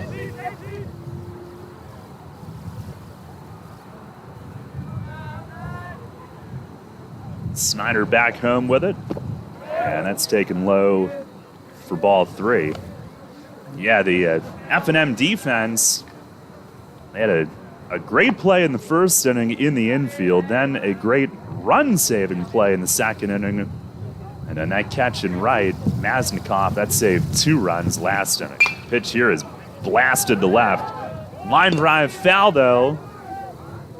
Satina was just a tick early on it. And unbeknownst to their reliever, Grant Burgess, who's warming up in the bullpen, that thing sailed right past him. Satina yanked it along the foul fencing down past the bullpen mound. A loud strike. 3 balls, 2 strikes. The pitch, it is down low. Ball 4, and Satina is on. That is the 6th walk from Spartan pitchers today. On the other side, they have drawn 5, so Well, we set the over-under in here, 10. We passed it in the fourth inning. Unfortunately. Here is Tommy Deminger. And Snyder to the plate. Curveball down and away. Jakubek has to slide over to scoop. Deminger today, 2 trips to the plate, 2 walks. Again, no relation to our Deminger. Tommy, a junior third baseman for F&M.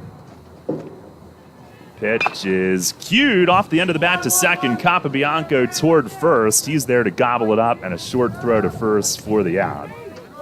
Now we'll move Satina to second base with 1 away. Snyder gets the weak ground ball out off the end of the bat. Now with 1 down, that'll bring up Connor Rush. Rush, a ground out and a hit by pitch with a run scored. It's 8-5 F&M here in the fourth inning.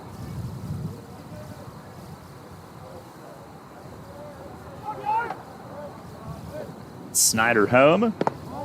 And a fastball in tight.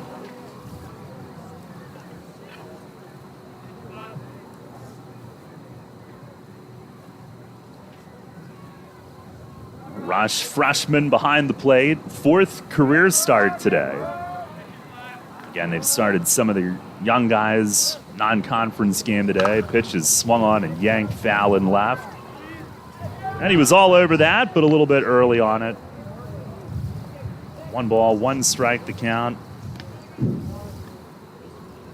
Mentioned Rush, part of that Little League World Series championship team in 2016, and that's got him, and maybe the entire team, I'm not sure, but a place in the New York State Baseball Hall of Fame already as he looks at a curveball for a called strike. And it's 1-2. Now at the beginning stages of his college career. So is Eli Snyder, the freshman for York. Marketing minor, entrepreneurship major here at York. He deals and swinging a ground ball deep short. Deminger to a knee. He backhands, he fires, and it's in time. Made it look easy. It was not. 2 down. Satina did take off on contact, makes it to third base.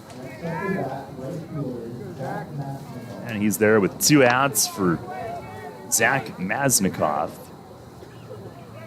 Spartans down 8-5, and Maznikov today, his first start, and he's been maybe the star of the game for them so far.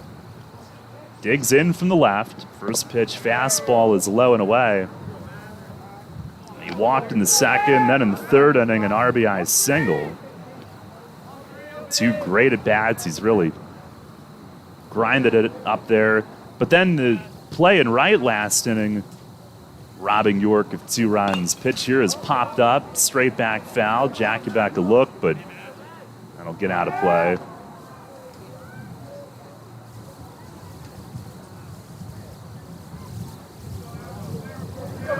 One ball, 1 strike. Spartans do have bullpen activity in right. There's the 1-1, and that misses high and away.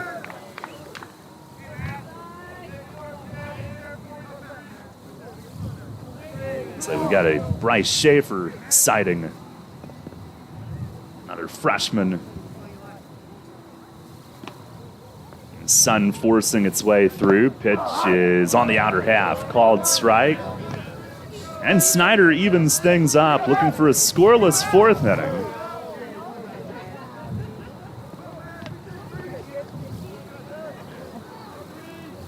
Spartans next play Tuesday at Stevenson, by the way, then home Friday against the Mustangs. Here's the 2-2. And a liner yanked to right field. Hit well. Bettler toward the corner. It short hops the fence. Base hit off the track. A run scores, and Maznikov into second with an RBI double. 9-5, they lead it, and he has been a real factor here today. Both on offense and with the glove. And Satina, who reached on that leadoff walk, ends up coming around to score. Maznikov 2 for 2. He's on base for the third time. And here is Matt Gluck. Don't you get the feeling that the Diplomat defense has short-circuited kind of the momentum that the Spartans had? Yeah. It's a swing and a miss. Made some really good plays. And that feels like that's such a huge thing. You feel like you're swinging the bat pretty good, but you got the guys making defensive plays on you, and it ends up not working out for you. Snyder checks on him at second, delivers, breaking ball low. Is 8 unanswered for F&M. Again, they come in playing well. They've won back-to-back 5 of the last 6, which came after losing 5 out of 6. They are 11-9. Pitch here is hit in the air, right field. And Bettler has it measured, comes right his way. He puts it away. That ends the inning.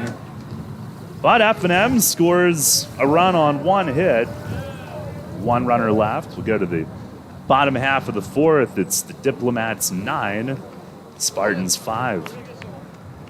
Ladies and gentlemen, this is the Dan Patrick Show. I don't understand this. That you love somebody so much that you are going to send out death threats to a woman who was sitting next to Beyonce and Jay-Z and was actually finding out what they wanted to drink. Wait, what is this topic? Beyonce's fans, I don't know why they had a problem with this. Is that the owner, another owner's wife? It's the main owner's wife. Offered to get a vodka and soda and asked if Jay-Z wanted a lime. Whoa. But she reached over Beyonce, and Beyonce just randomly looked, this please, but it's Can you imagine if somebody went to jail for a death threat because this woman said, do you want a lime? Yeah, but we all know what that's code for. Oh, come on, Dan, get with it. The Dan Patrick Show. Mornings at 9 on Sports Radio 98.9 FM and 1350 WOYK. Westwood One is your exclusive home for the NCAA tournament. DiVincenzo walking it up. 5 seconds, 4 seconds. That's going to do it. Michigan ran into a supernova tonight for the second time in 3 years. Nova is number 1. Villanova, your 2018 national champions. Who will be this year's champ? Tune in here to find out. Brought to you by Heritage Lawn and Landscape Care on Sports Radio 98.9 FM and 1350 WOYK. Your home for York's home team. The York College Spartans play here. Sports Radio 1350 WOYK, York.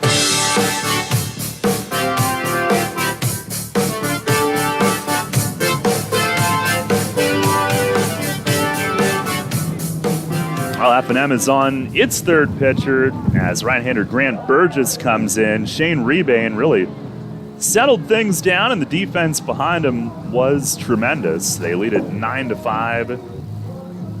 Jacob Hoffman today went a third of an inning, gave up 5 runs, 1 hit, 4 walks. Then Rebane came in, went 2 2/3, no hit innings. Did not allow a run, just one of Hoffman's inherited runs. 1 walk, 1 strikeout. And now it's Burgess who's in. Jackie Beck will look to get things started. Hit by a pitch, his first time. Imagine that. And Burgess into his windup. First pitch from the righty is outside. Jackie Beck showing bunt, letting it go by. Burgess, 2 outings, 2 2/3 innings, 3 runs on 6 hits coming in. Delivers. And that's crossed for a strike. Sun is now shining pretty brightly through what is still mostly gray cloud cover. 1-1 pitch. It is a breaking ball strike. Burgess, 6'1", junior from Pottstown, PA, went to Malvern Prep. Now he kicks and delivers, and it's down and away. Hasn't pitched much at this level. Last year as a sophomore, just 1 inning. As a freshman, 2 appearances, 1 in the 3rd innings. He fires, and it is up and away. Jakubac works at full to start things off. Alzinga and Deminger do next. And the pitch, it is bounced on the ground just wide of 3rd and foul. Tommy Deminger over to backhand it. Scap not straying from yesterday's look. He's got the high green stirrups again. Had to wait for the pregame interview before he took care of that part of the wardrobe today. Pitch is swung on, hit in the air, left field. Satina is back on this. Oh, he drops the ball! And Jakubac around first, on his way for 2 and slides in. It'll be an error on Satina in left. And all of that difference-making defense for F&M so far. That's their first mistake. Jakubac hit it hard, but right at him. And it was, right there, letter high to be caught, and just didn't squeeze it. Let's see if the Spartans can jump on that. Here's Robbie Alzinga. First pitch at the top of the order. He chops a foul over by the on-deck area, Deminger, and then you've got Zach Reed on the other side of the fence chasing foul balls. He had the duck as that caromed off the top railing. Now Alzinga today has walked and scored and also flied out deep. The 0-1, and a swing and a line drive, base hit to center field. Jakubac to 3rd, no out. Scap holds him and then bursts and juggled it in center, but with nobody out, they'll stop him at 3rd, and Alzinga with another hit. It's 1st and 3rd, nobody out. Spartans' only other hit prior to that was Martin's 3-run double in the 1st. See if it's York's turn for the big inning. Here's Austin Deminger. Deminger walked and scored in the 1st, flied out to deep right in the 2nd inning.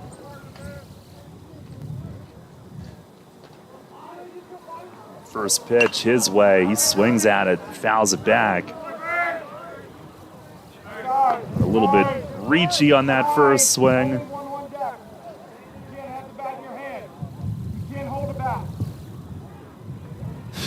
Okay. They're saying that Joe Capobianco is giving the Spartans 2 men on deck and that he can't be holding the bat behind Jack Berry, who is on deck. Here's the 0-1, and this one ripped through the left side. It's a base hit. Jakubac in to score, and it's 9-6. Alzinga up to 2nd, and Deminger on the hit. 18th RBI of his season. And the Spartans, their first run since that 5-run first inning, and here they come. Now a 9-6 game as we are just getting started here today. Unearned run after Jakubac reached on the air. And here is Jack Berry. First one is in the dirt, knocked down by Rush. Now Berry represents the tying run here. Had a sac fly in the 1st, grounded out in the 2nd inning. By the way, yesterday, the 6th 2-home run game of his career. Information for life. It's the 1-0. Swing and a miss. He golfed at one. Next home run will be his 40th. I would love for that to happen. I don't know, within the next 5 pitches. That'd be amazing. Yeah. I don't know why I picked 5 pitches. Random. Speak it into existence. I'm trying, man. About the next 60 seconds, maybe. Baseball's slow. I don't know if we have enough time. That one's in the dirt. 2-1. He now leads the all-time home run list by 11. And that fella who's in 2nd place is pretty good. So is the guy who's in 3rd. AD is in third. He is, one behind Welch.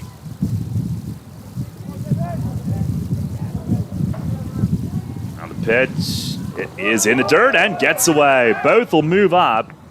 Rush tried to reach with the glove and pick it. And a wild pitch makes it second and third. 3-1 on Barry. Now with the bag open, we'll see how good of a pitch he gets.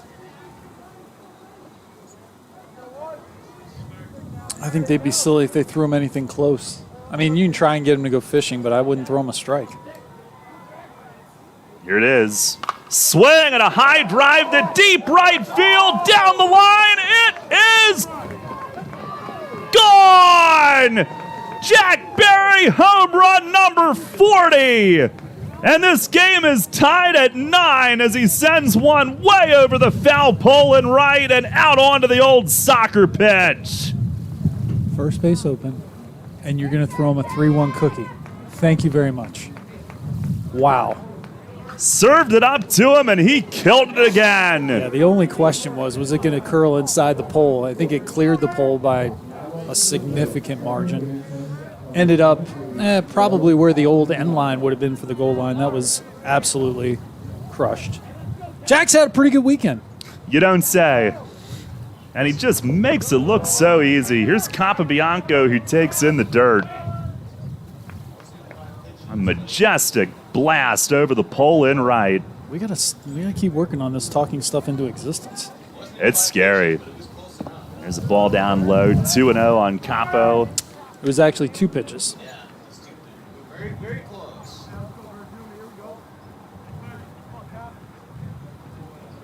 All 3 of those runs are earned. The first run in the inning, unearned, because he reached on an error.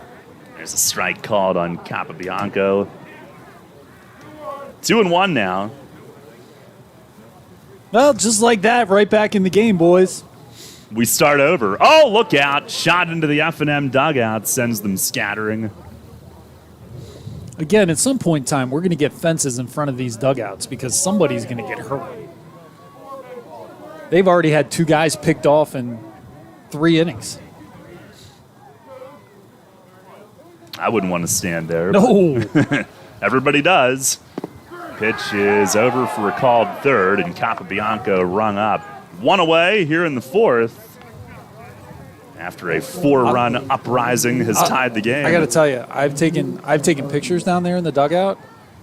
It's scary. Yeah. Like if you're, the right Spartans are obviously down the first baseline. When there's a right-handed hitter up, you have to really pay attention. Or in Robbie's case, a left-handed hitter who just yanks one so far foul. It's a called strike on Santarpia. Yeah, really. Santarpia 2 walks today, run scored. Here's the wind from Burgess, the pitch. Off speed, he grounds it, left side at third. Tommy Deminger reaching for it, he falls down, now up to his feet, and the throw is late. He kind of lunged for it, and then he went down almost into a half dive, and that cost him the chance to throw out Santarpia, who beats it for the infield head. On base all 3 times. Spartans with their 5th hit now. With 9 runs on the board, they have taken full advantage. For the most part. I'm going to say Bemar's not going to get hit in this at bat. Well, the first one's low. I don't know if I want to... Remember, he only gets hit on 0-2 pitches. Was it 0-2 last inning? I was just seeing if you were paying attention. Hanging on your every word, as always. It's the 1-0, and it's cued foul over toward Tinnity, who's on deck. Yep, that sarcasm coming out again. I can't help I was made this way. I know. You've said that a few thousand times. 1 ball, 1 strike. Another big day for Martin. 3-run double in the first, and then his 7th hit by pitch of the weekend. Adding to his record, I'm sure. Runner goes, pitch is low, rush the throw. It's strong but late. Santarpia slides in, has himself a steal. That's his second. Tell you what, some of this group of freshmen, specifically the group of freshman position players, all pretty athletic. Guys can run a little bit. And that's something that we haven't had a ton of. We don't run a ton anyway, but this is, you now have an opportunity to have a runner in scoring position with one out, which is a lot easier to get a guy home in this situation than it is if he's at first base, obviously. Next one missed. 3-1 on Martin. It's windy again, left to right. Cloud cover again. Here's the pitch. In the dirt. And Martin, an on-base machine, man. That's a walk this time. On base all 3 times today. And it's first and second for Michael Tinnity.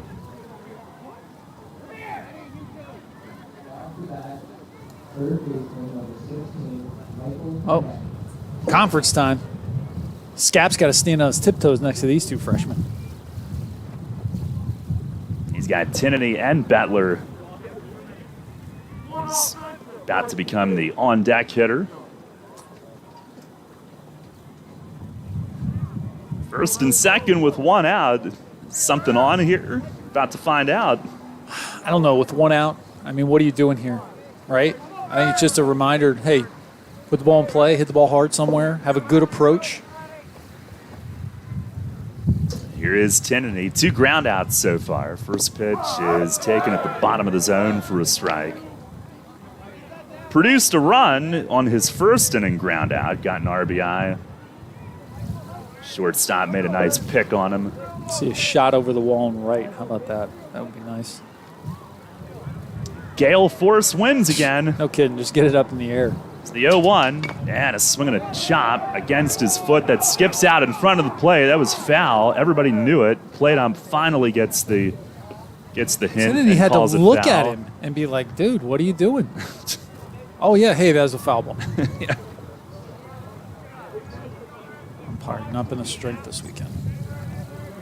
By the way, back to Barry. The home run, his 40th. The RBIs today, 4, so 10 in the last 2 days. He had 6 yesterday. And the RBI total now up to 166. He's 16 away. This one ripped at third, right to Tommy Deminger. Runs to third, throws it across, double play. Hit sharply, but on 1 hop right at third. It's an inning-ending 5-3 double play. But the Spartans have tied this game. 4 runs in the 4th, including Barry's latest blast. A 3-run shot, 4 hits in the inning, 1 error, and 1 man left. We'll go to the 5th. 9-9 our score. Here on another wild day at Jaquette. There's no running from it. Tax season will be here before you know it. The professionals at Frank Storm & Company can help alleviate the headache. Voted one of the best for all 21 years by the York Dispatch readers for both your personal and business tax needs, Frank Storm & Company makes the process easy. Payrolls, sales tax, preparation of financial statements, in addition to your personal tax service. Call today to set up your appointment at one of 3 convenient locations: York, Dallastown, and Hanover. Frank Storm & Company, committed to personalized quality service. The Wolf Organization is now offering warehouse positions starting at $16 to $20 an hour, with bonus opportunities available along with shift differential. Permanent positions offer health benefits as well. Looking for something more? The Wolf Organization is also looking for qualified customer service reps and CDL drivers, with 4 convenient locations in the York area. The Wolf Organization is a proud part of the York community and wants you to experience the Wolf difference for yourself as part of our team. To apply today, visit wolfhomeproducts.com/opportunities. Kids today, with Facebook, texting, TV, and video games, seems like fresh air and sunshine are things of the past. Remember playing catch, climbing trees, wholesome backyard fun? Heritage Lawn and Landscape Care remembers, give them lush grass, healthy trees, the good old outdoors. American is baseball and apple pie. Kids have every reason to stay inside. Don't let your lawn be one of them. Heritage Lawn and Landscape Care, world-class care right in your backyard. 717-292-9994. We're screaming green. How about you? The York College Spartans play here. Sports Radio 98.9 FM and 1350 WOYK, York.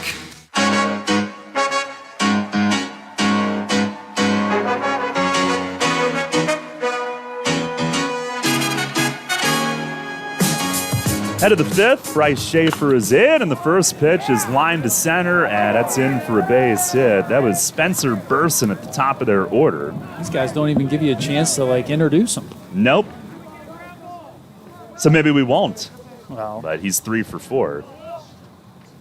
This game tied at 9. Another routine day here at the friendly confines of venerable Jaquette Field. Tell you what, the field looks good. Grass is starting to green up a little bit. Infield, nice smooth surface. Throw over, Burson is back standing. I don't know if I can mow again today because it rained. It rained a little bit. You can mow. Well, my backyard is pleasing to the eye, but it turns into mud. So I don't know. You make the call.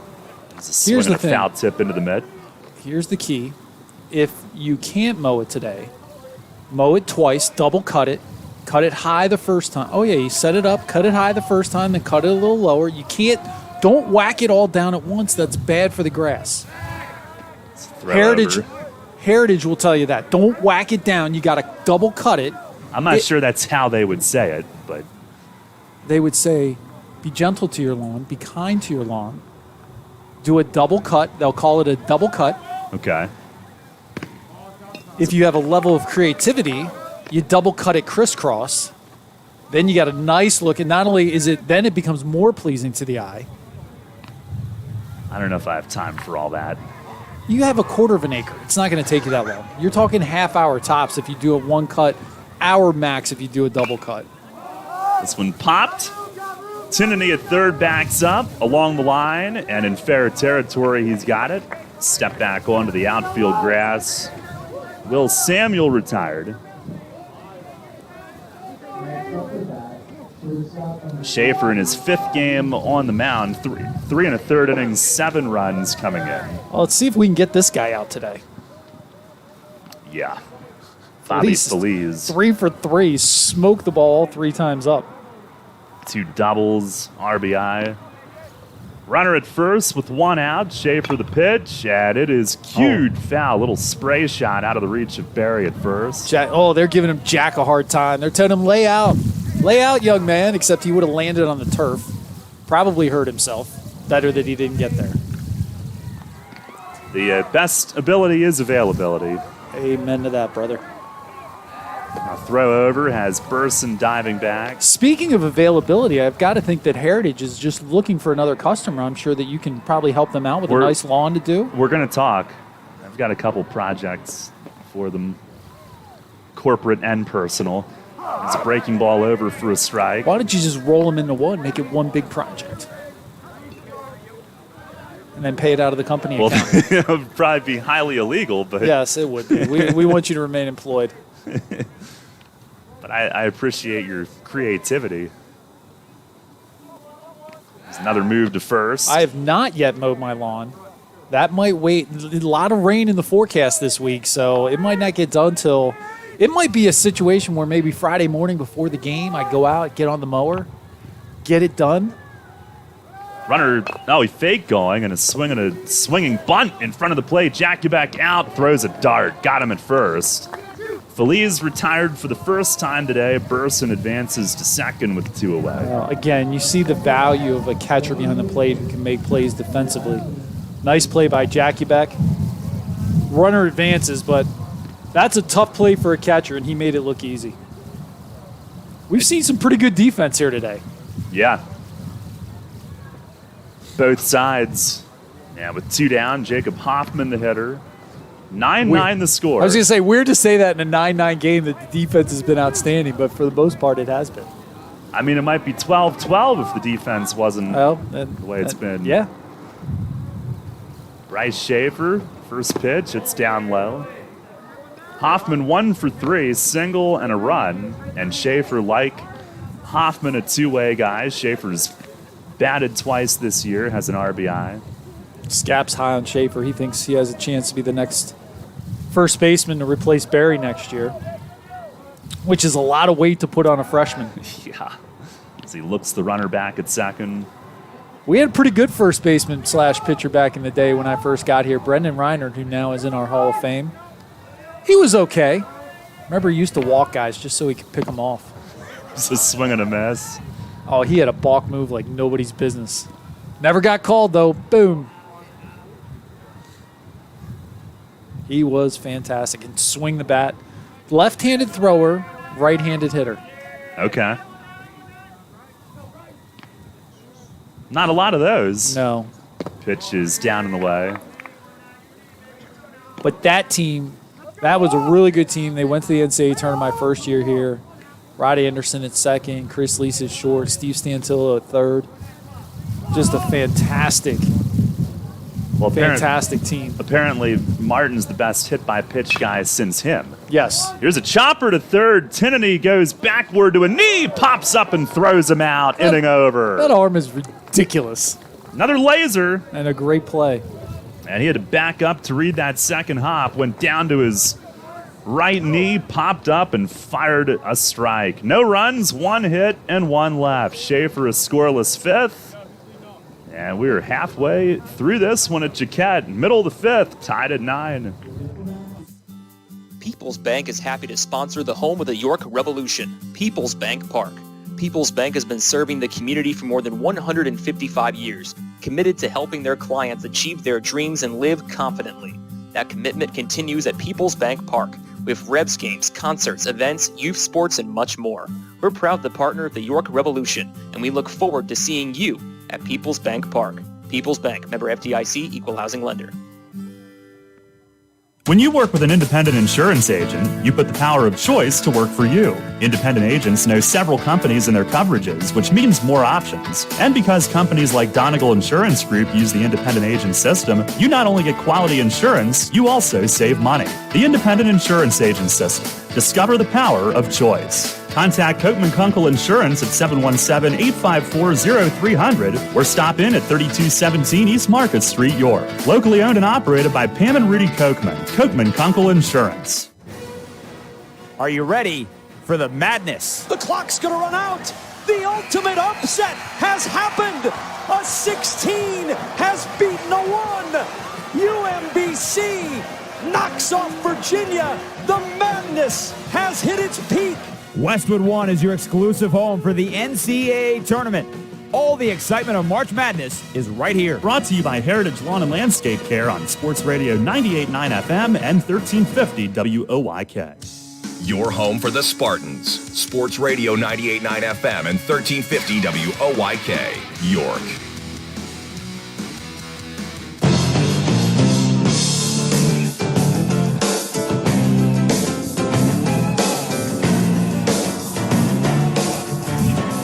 Head to the bottom of the fifth inning, tied at 9. Spartan offense is going to get a little bit different look here. Submarine right-hander Carter Davis is the new pitcher for F&M. Fifth outing, an inning and a third, 4 runs, so his ERA is 27. Wow, that's a shit.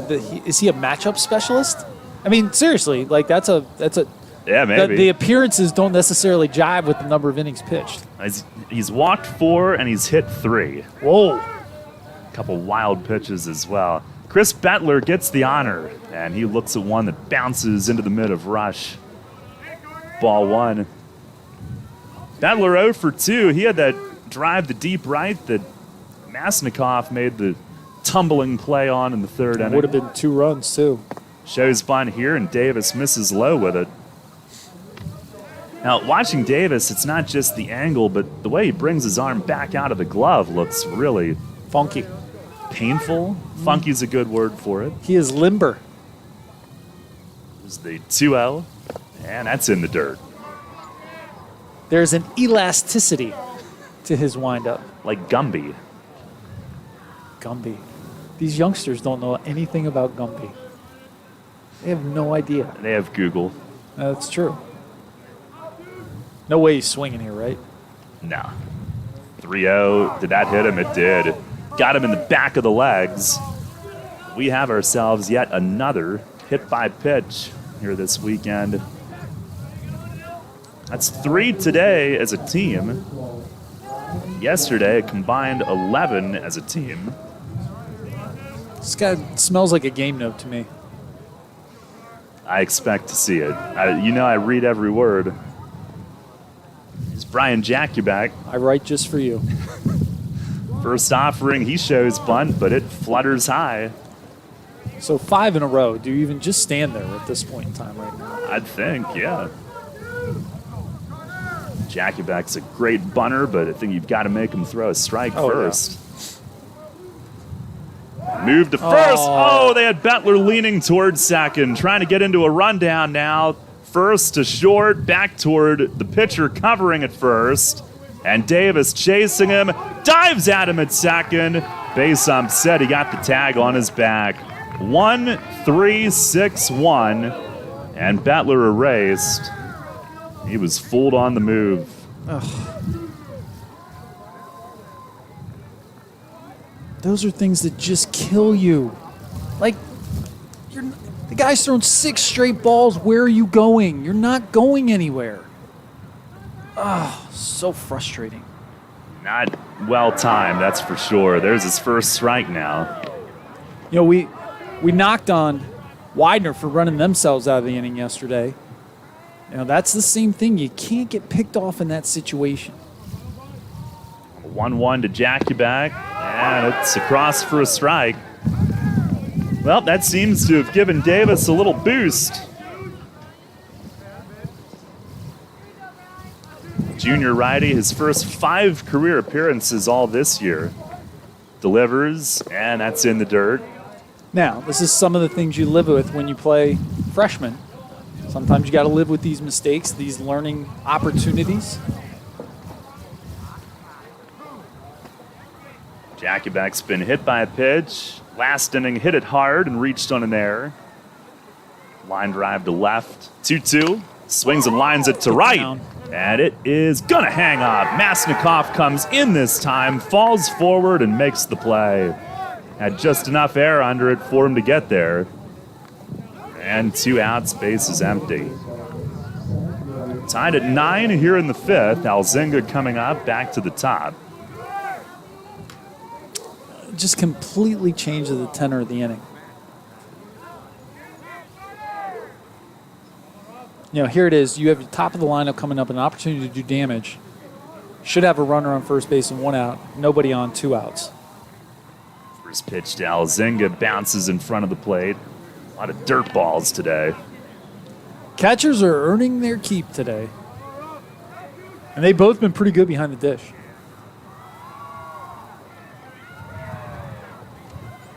Davis out of the set position at all times. Submariner bounces another one up there, 2-0. Alzinga 1 for 2.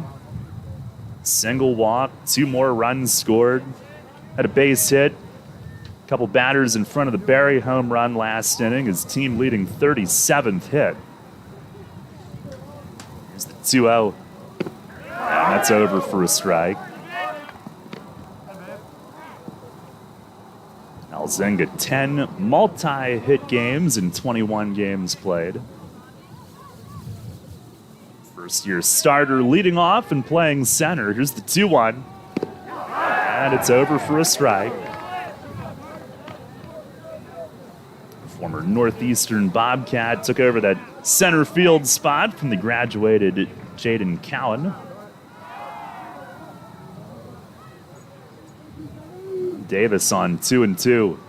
And a swing and a pop-up. Foul ground by third. Tommy Denlinger a look, but out of room. It's out of play.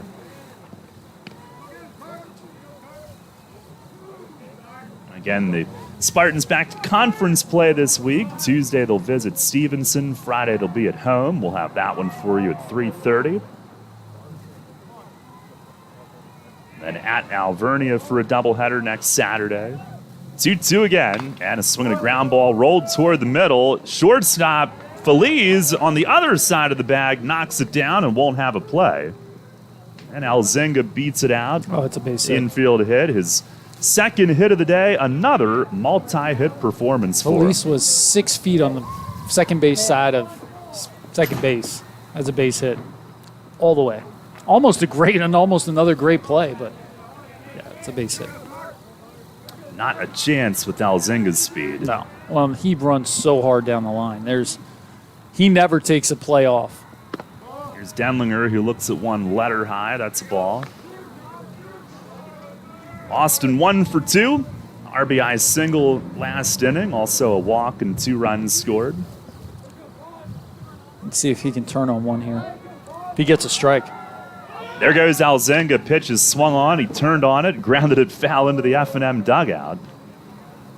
1-1 the count. Just a tick early. 2 outs. This is a perfect time to send Alzenga. Got the funky pitcher on the mound. Going to be a little slower to the plate. He's been in the dirt most of the inning. Let's see if they send him again.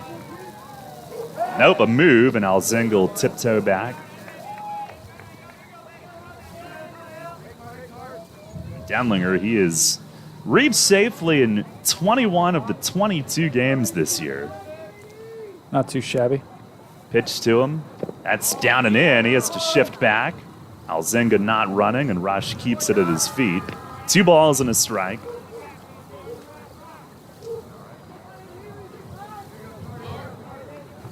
It's an all-time home run list now, again.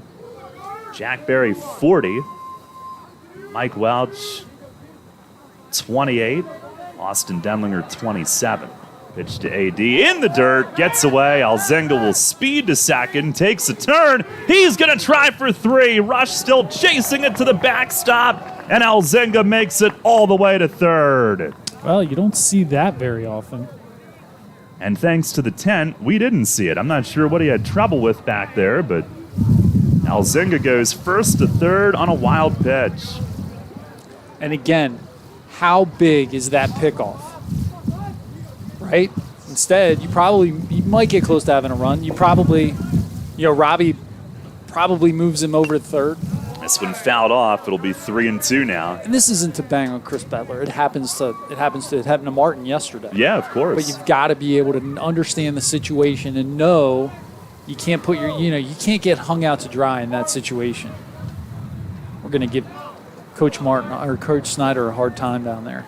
3-2 is swung on and ripped foul. Scap was ready. Do you see him down in the position? Yeah. He was ready to go, ready to make a play. He was then ready to play it off the fence. He's got to know angles. Right. He came in, played it well off the angle. He knows his ground rules, yes, he does. His field. 3-2 it remains. Here comes. And it's up high. Deminger gets on. And now Jack Berry is going to face a right-hand submariner. Deminger will pass the baton. It's first and third, and Berry back to the plate. Berry last time up. Another no-down homer. He makes it look as easy as a video game sometimes when he's locked in. His 40th career home run. And the first pitch to him, it is outside. 4 RBIs today, so now 166. 16 away from tying Mike Welch at the top. And now we've got some issue from the F&M dugout that has the plate on. Did he issue a warning to them or something? Going to his lineup card. Make something official.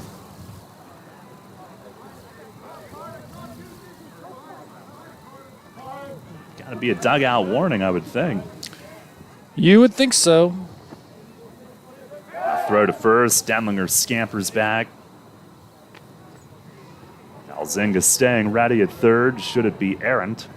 First and third with 2 outs. We are tied at 9. It was Berry who tied it with a 3-run bomb last inning. Pitch. It's in the dirt. And Deminger takes off for second. He'll make it. Rush fakes the throw. Alzenga not biting. It's second and third. A wild pitch. Haven't had any of those today. Yeah.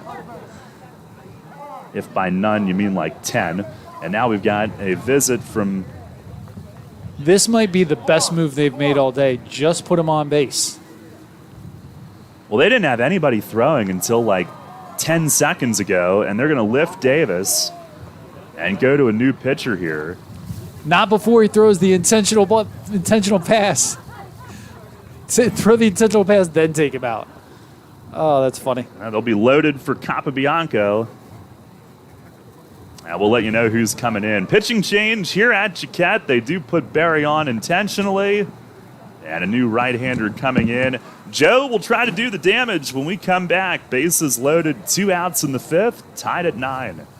Hey, Fred, did you see that Shipley Energy was hiring CDL drivers? Really? My buddy works there. He's been driving for them for over 20 years. Must be a nice place to work. Yeah, I saw online that they're hiring transport drivers and propane and heating oil delivery drivers. Do you need to have a hazmat? Nah, they'll help us get one. They also give 4 weeks vacation, benefits like healthcare, and we'll get to be home every night. I'm going to check it out tonight. Yeah, man. Go to shipleyenergy.com/drive and apply. It took me less than 5 minutes. I'm pulling it up on my phone right now. Based right here in York, Gladfelder Insurance Group is one of the largest program managers and insurance brokers in the United States, with more than 500 associates serving 30,000 clients. From the Gladfelder Agency, an all-lines full-service agency in York, to specialty programs insurance serving the needs of commercial clients, including emergency responders, healthcare facilities, schools, towns, churches, and more, Gladfelder has been earning the trust of its clients for 70 years. Gladfelder Insurance Group, a tradition of service founded on trust. Gladfelder Insurance Group is a proud supporter of York College of Pennsylvania and Spartan Athletics on WOYK.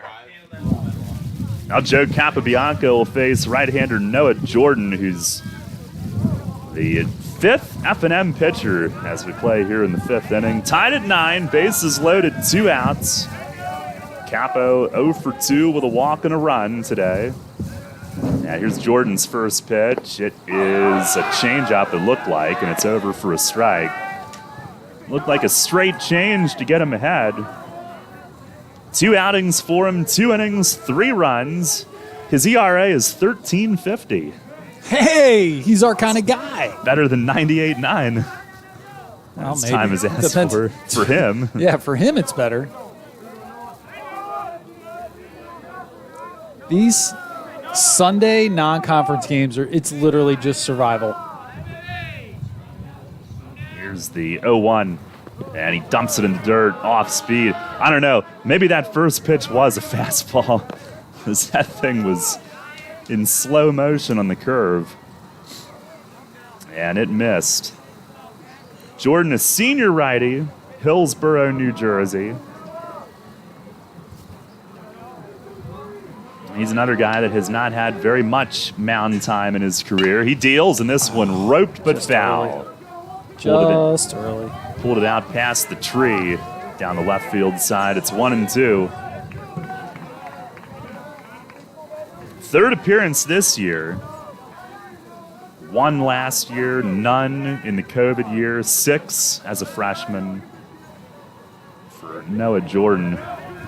He's trying to keep this game tied. He's ahead of Capobianco. Here's the 1-2. Off speed and missed away. Good eye. Deuces are wild.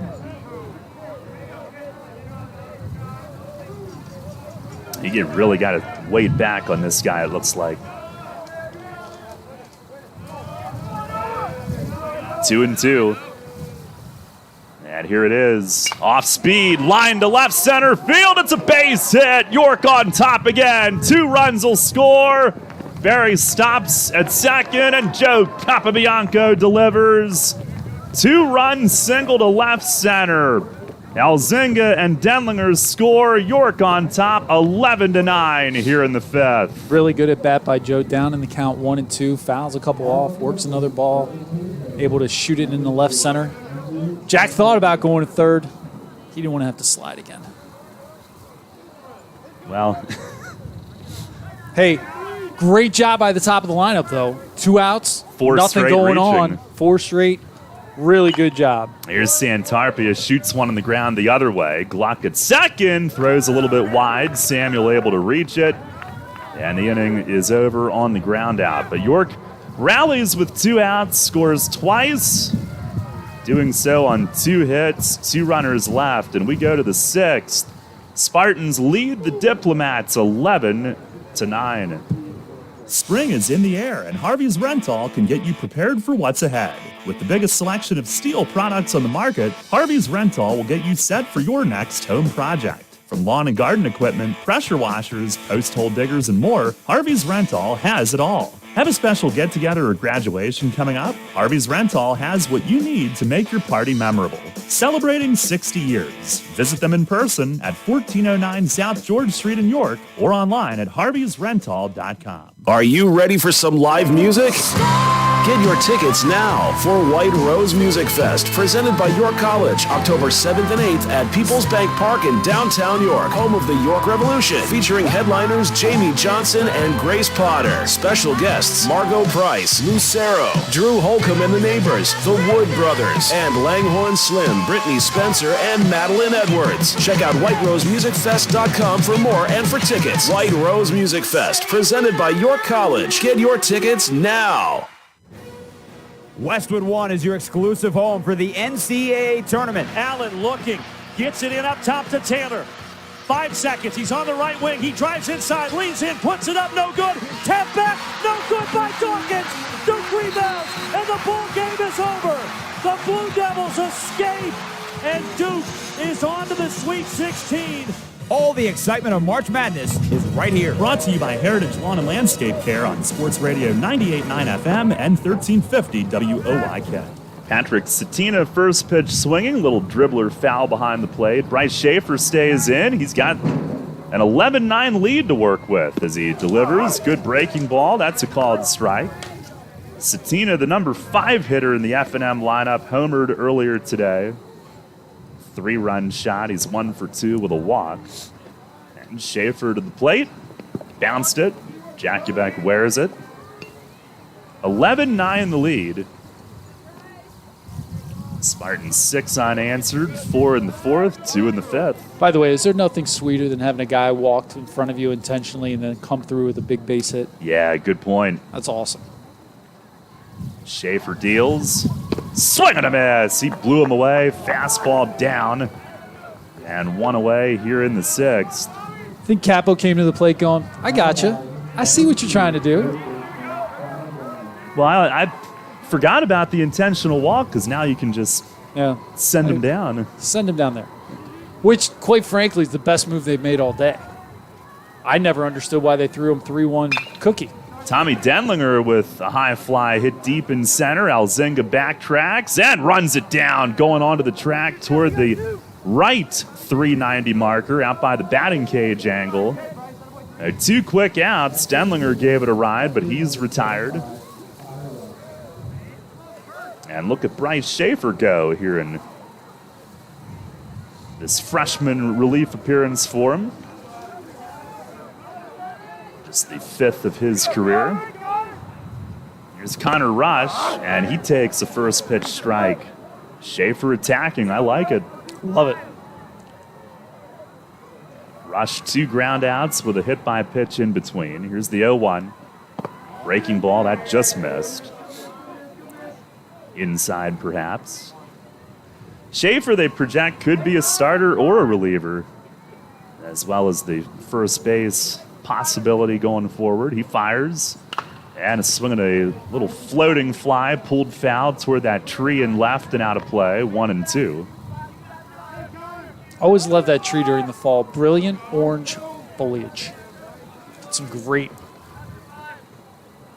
looks from that. Of course, we're not out here during the fall, so at least not very much.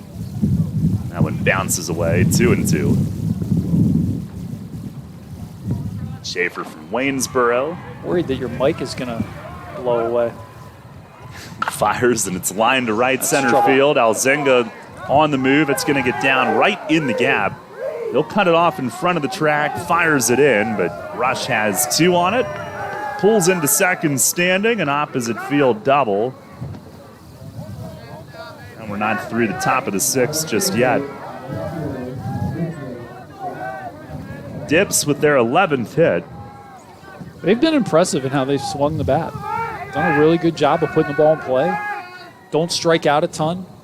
Make you play defense. Here is Zach Maznikov, who's been a problem. Walk, RBI single, RBI double. Saved a couple of runs in right. First pitch is golfed at. He comes up empty.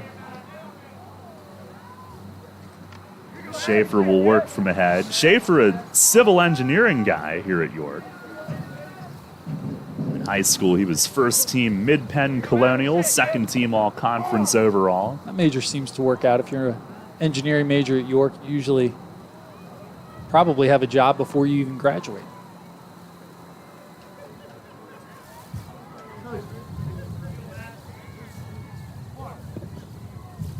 One of the many great programs here. And some guys that I probably can't hold much of a conversation with. Oh, they're smart enough to be able to talk down to you. It's fine. Here's the 0-1. And that's over for a strike. Schaefer mixing his speeds and jumps ahead. I'm smart enough to know I don't know very much. That's how I look at life. That could be valuable. Heck yeah. I know my role. Now moved to second, and diving back is Rush. Good throw might have given you a chance there. Good timing play.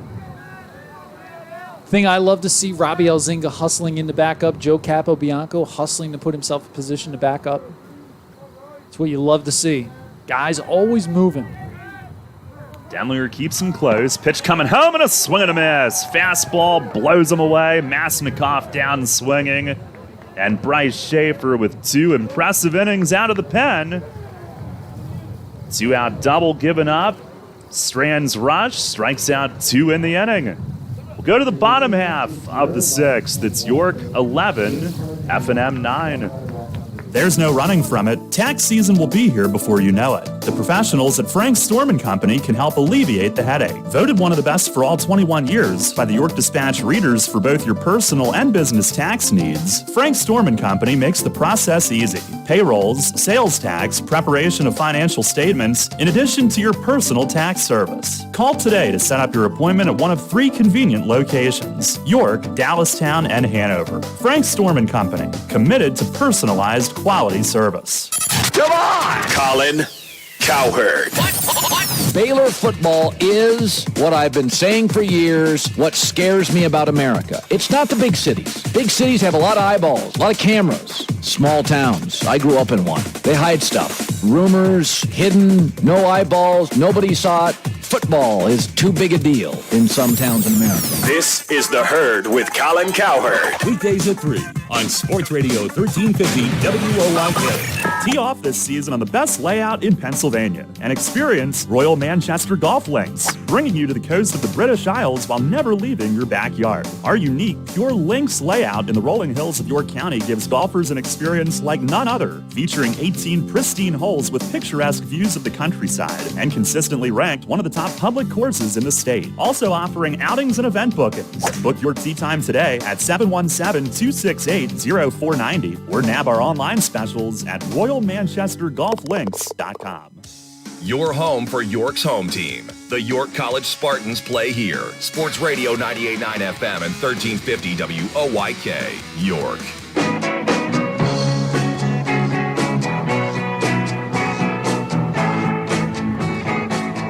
Bottom half of the 6th inning. And first pitch to Brendan Martin is down low. Jordan stays in. Gave up Capobianco's 2-run single. Those were Davis's runs, then got the final out in the 5th. It's 11-9 York. 1-0 to Martin. Got that one across, fouled high for a strike. A little surprised he took that one. That looked pretty good. A little meaty. Martin, a 3-run double driven deep in the first inning. Since then, hit by a pitch, shocker, and a walk. And that one's on the outer half, a called strike. 1-2. Jordan, the 5th F&M pitcher used today. They've got activity in the pen as we speak. Spartans do not. Pitch to Martin is swung on, hit in the air toward the line in right field. Maznikov giving chase, dives, can't get it. Fair ball, rolling back toward the corner. Martin around second, on his way to third. Throw now is just cut off in shallow right. He stands at third with a leadoff triple. It's a good way to start the inning. He's had a pretty good day again. Shocker. What a weekend, huh? Yeah, no kidding. He tripled yesterday. Today he's tripled and doubled. So how about this? He's on base all 4 times today. Yesterday in Game 2, 4 out of 5, and in Game 1, 5 out of 5. Yeah, pretty good weekend. Well, 13 out of 14. His batting average might not always be real high, but his on-base percentage is going to be great. And he finds a way to get it done. And you see the confidence coming now, too, which is coming along, which is awesome. Tinnity takes low. He'll try to get him in from third. Pitch is in there, called strike. Brendan Martin Jr. out of Warwick in Lancaster County. Last year he made 3 starts. Scap used him here and there. This year he's a regular. Here's the 1-1. And a swing and a drive. Deep right center field. This one back and gone! Michael Tinnity with another home run. Another opposite field shot. 2-run to deep right center. And the Spartans lead 13-9 here in the 6th inning. And I would say that cleared by a plenty. Out over the high wall. Deeper than the 375 sign, somewhere between 375 and the 390 sign, out toward the batting cages. Back-to-back days with a home run, the second of his career, and the Spartans have scored 8 unanswered. Is it safe to say that we maybe found a power-hitting third baseman that can play pretty good defense? I'm thinking. As Bettler takes a strike, here's another good freshman who gets a start again in right. I'm telling you, these freshman position players are pretty good. They're just stuck behind some guys that are pretty good. Pitch to Bettler is across for strike 2. Though, quite frankly, if you hit like that, you're going to find your way into the lineup, whether it's a DH or... we have 3 freshmen in the starting lineup today. Like it. Though Shane tells me all the time, Tarp isn't a freshman. He is. Ball a little bit high. 1-2 now. Nice, thank you, sir. At least he has the count right, unlike yesterday. Yes, the plate on. Yesterday, we were a little clueless at times. Here's a that curveball popped way up by the first base dugout. It's Samuel from first backing up and squeezing. And there's the first out here in the 6th inning. Tinnity, not just a power-hitting third baseman, opposite field power. Yeah, that's where he's been hitting all of them. Yeah, his sac fly was over there yesterday. His home run that was just smoked into the right center gap. That one doesn't matter if it was windy today or not. Oh, Jakubak trying to bunt his way on, or at least showing it, and gets plunked. Curveball hit him in the front arm or up toward the shoulder, and he's hit by a pitch for the 2nd time today. Beamar Jr. or what? Right? Everybody wants to get hit by a pitch now. Which is insane. As a team, that's only the 4th today. We are doing too good a job of getting out of the way. Here's Robbie Alzenga, who's 2 for 3 with a walk and 3 runs at the top. 1 on, 1 out. Lead is 13-9 in the 6th. Pitch is swung on, hit in the air in center field.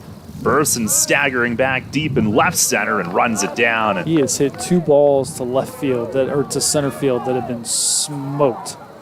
He is swinging the bat as good as anybody right now. Yeah, that was driven. Can only shake his head as he disappears into the dugout. And Shane Geis teasing him with the motion of doing some push-ups or some bench presses. Weight room. Weight room. Robbie's been great this year. Here is Austin Deminger. 2 down in the inning. First pitch, breaking ball is down low. And how was he as a spotter during basketball for you? He's great. Yeah. No, Robbie's a smart kid. Like, he picked up on it really fast. He was incredibly reliable and did a really good job. Got to know him up at the table a little bit this winter. Here's the 1-0. And a swing and a fly ball, right field. Maznikov has to go back onto the track. It carries and it's off the fence. Jakubek at third. He's coming around to score. Deminger wants 3. Relay late. He slides in another triple. 15th of his career. Drives in another run, and it's 14-9 here in the sixth. He didn't even barrel that up. Like, literally, that was a little bit out on the front foot, drives it to right field, hits 3/4 of the way up the wall. See if Sheen says weight room to AD when he comes in. Second triple this inning for the Spartan offense. This is a triple hitting team, huh? Well, here's Jack Barry. Here's what I'm going to say. Jack's not hitting a triple. He got under this one. Pops it to shallow right. Maznikov is in. Yeah, he makes the play. He had a very busy sixth inning, and he finally catches one. But the Spartans score 3 in the frame, and they do it on 3 extra base hits, 2 triples, and a jack. 1 runner left. 14-9 the lead for York. We are going to the 7th. York College of Pennsylvania is where your life's work begins. It starts with the passion you'll find, the connections you'll make, the career you'll pursue, and it begins from day one. Because your life's work is more than work. It's the lives you'll touch. It's the difference you'll make. Better connections, a smarter plan, a life that works. From day one. York College of Pennsylvania, ycp.edu. Based right here in York, Gladfelder Insurance Group is one of the largest program managers and insurance brokers in the United States, with more than 500 associates serving 30,000 clients. From the Gladfelder Agency, an all-lines full-service agency in York, to specialty programs insurance serving the needs of commercial clients, including emergency responders, healthcare facilities, schools, towns, churches, and more, Gladfelder has been earning the trust of its clients for 70 years. Gladfelder Insurance Group, a tradition of service founded on trust. Gladfelder Insurance Group is a proud supporter of York College of Pennsylvania and Spartan Athletics on WOYK. Summer is about taking time for what really matters. Spending time with the family, enjoying nature's beauty, having a healthy lawn you can be proud of, plus the time to enjoy it. With Heritage Lawn and Landscape Care, you get world-class environmentally responsible lawn care from a hometown team. The result is a vibrant, beautiful lawn that turns heads and boosts curb appeal. Visit us at heritagelawnandlandscape.com. First pitch swinging and missing. It's Matt Gluck to begin the Ironic, 7th. a Heritage Lawn and Landscape commercial right before we come back on. Yeah. I think you're going to have time to go home and mow. I think you got time. I will. There's a curveball, strike called. Unless Schaefer you have to make ahead. like 75 stops on the way home. I have to make at least one, I've been told. Oh. Such a good husband. Big trip to Giant on the way home. Is it just a food pickup where they shop for you? I don't know. The text was too long to read during the game. Here's a ground ball back to the mound. Schaefer juggles. Throw to first, though, is in time. And he gets the leadoff man to start the 7th. 14-9, York leads. It's only the 7th. Yeah. Literally, it's like, it's only the 7th. Schaefer's been great, though. He's been really good. Really good. And what's the key? Getting ahead, throwing strikes. Here's Burson at the top, and he starts him off speed for a strike. Well, he's throwing at least 2 pitches for strikes. Winds up, he fires. Fastball, that's in at the knees. Bottom of the knees, called strike 2. Perfect spot. Burson 3 for 4, triple, ribby, 2 runs. Been a tough out. Pitch to him is in the dirty check. Check it. Appeal to first, He held. Barely. That Deminger triple, that makes 3 straight games with a triple. 15 in his career, so he's 2 away from that Spartan record. Rick Dressler had 17. And here's a swing and a miss. Breaking ball down out of the zone, and Burson goes after it. 2 up, 2 down for Schaefer. Here in the 7th, it's his 3rd strikeout. He's got sneaky. He's sneaky quick. Like, doesn't look like he's throwing that hard, but he's throwing it by guys. Good delivery. There's Will Samuel, who's 0 for 3. RBI ground out, walk. He's a lefty. They'll play him to pull in the infield, and he swings and he pulls it. Right side. Oh, it took a hop. Bad hop. Into right it goes. Capobianco went sliding on the outfield grass, but it hit the lip of the grass and shot high. Yeah, if that stays down, he's going to get that, and he's going to have an opportunity to throw him out. But Yeah, the inning continues for Bobby Feliz. Let's see if we can get him out again. Did a pretty good job his last at bat. He's had a great day so far for F&M. Schaefer got him on a swinging bunt. First pitch this time is looped. Shallow center. Deminger backs out from short, waiting on it. Has it. Bloop pop-up, inning over.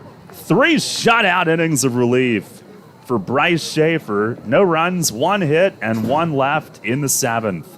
It is stretch time here at Chiquette. Spartans lead the Dips 14-9. It's almost time. The York Revolution roster is being built for the upcoming season. And right here is where you get the news first. Join Daryl Henry and Revs manager Mark Mason for Revs Hot Stove Weekly, presented by Shipley Energy. The latest player signings, plus interviews live on the show each week. Coming up this week, the York Revolution are signing...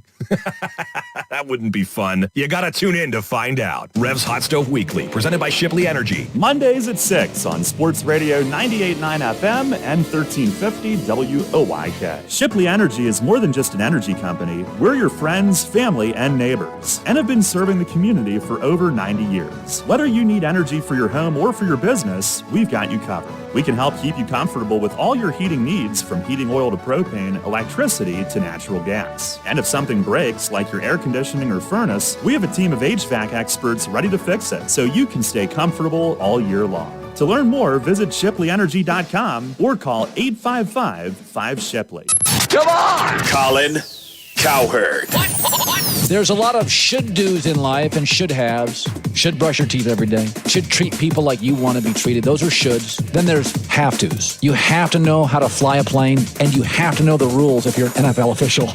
And last night, those officials did not know the rules. And it's going to get Jim Caldwell canned. This is The Herd with Colin Cowherd. Weekdays at 3 on Sports Radio 1350 WOYK. We're screaming green. How about you? The York College Spartans play here. Sports Radio 98.9 FM and 1350 WOYK, York.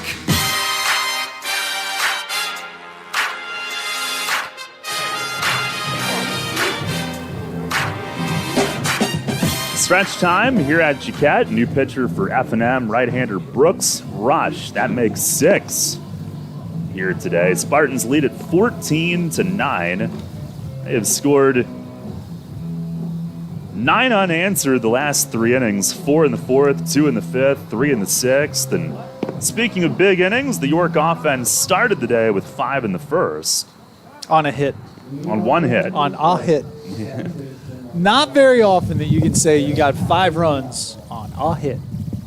Been a back and forth day, but Spartans trying to nail this one down and get a 3rd straight win as we go into the late innings. Nobody up in the York pen. It's still Schaefer. He's been great. Joe Capabianco will face Rush up first. And Rush fires a little bit low. Capabianco today, 1 for 3, 2-run single in the 5th. Also walked and scored in the 1st. 1-0. And that's a cross for a strike. Well, I think you can see why F&M probably is one of the better teams in the Centennial. They swing the bat great. They play good defense. You know, obviously we've not seen the best part of their pitching staff on a non-conference Sunday. This one chopped to short. Up the middle. Feliz can't come up with it. Now the recovery and the throw is late. Capo on. Feliz had to go to his left. He got in front of it. Couldn't come up cleanly the first time, though, and that cost him. Capabianco is on. That's an error. That is their 2nd of the day. E6. Guys, E6. Now here is Andrew Santarpia. 1 for 2, 2 walks, stolen base. First pitch to him. He swings and he shoots it through the hole into right. Base hit. Capabianco will have to stop at second, but the first 2 are on. And right through that hole with Samuel holding Capo at first, Santarpia goes oppo and takes advantage. First 2 on. And Brendan Martin will come back around again. Again, Martin on base 13 out of 14 times this weekend. Tempted to bunt here up 5? That'll play. Or you let him hit? Oh, man. Decisions. Hit. Yeah. He lines it to right, and Maznikov runs it down. Oh, ball was hit on the screws right at the right fielder. Yeah, I'm not sure you can hit it a lot harder than that. I would have bunted. I'm kidding. I'm kidding. I'm kidding. You like how I waited till the... Oh, you totally waited till the ball's headed into the plate and then heading out towards right field. At a high rate of speed, Oh, but you hit it hard. right at him. Here's Michael Tinnity. Meanwhile, Davon Reed is on deck.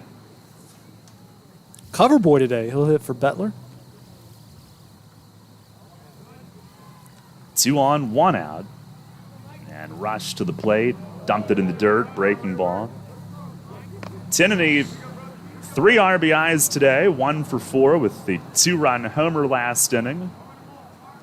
First career home run yesterday and does it again today. Pitch. That's upstairs. Barry had the other home run, 3-run shot in the 4th. 40th of his illustrious career.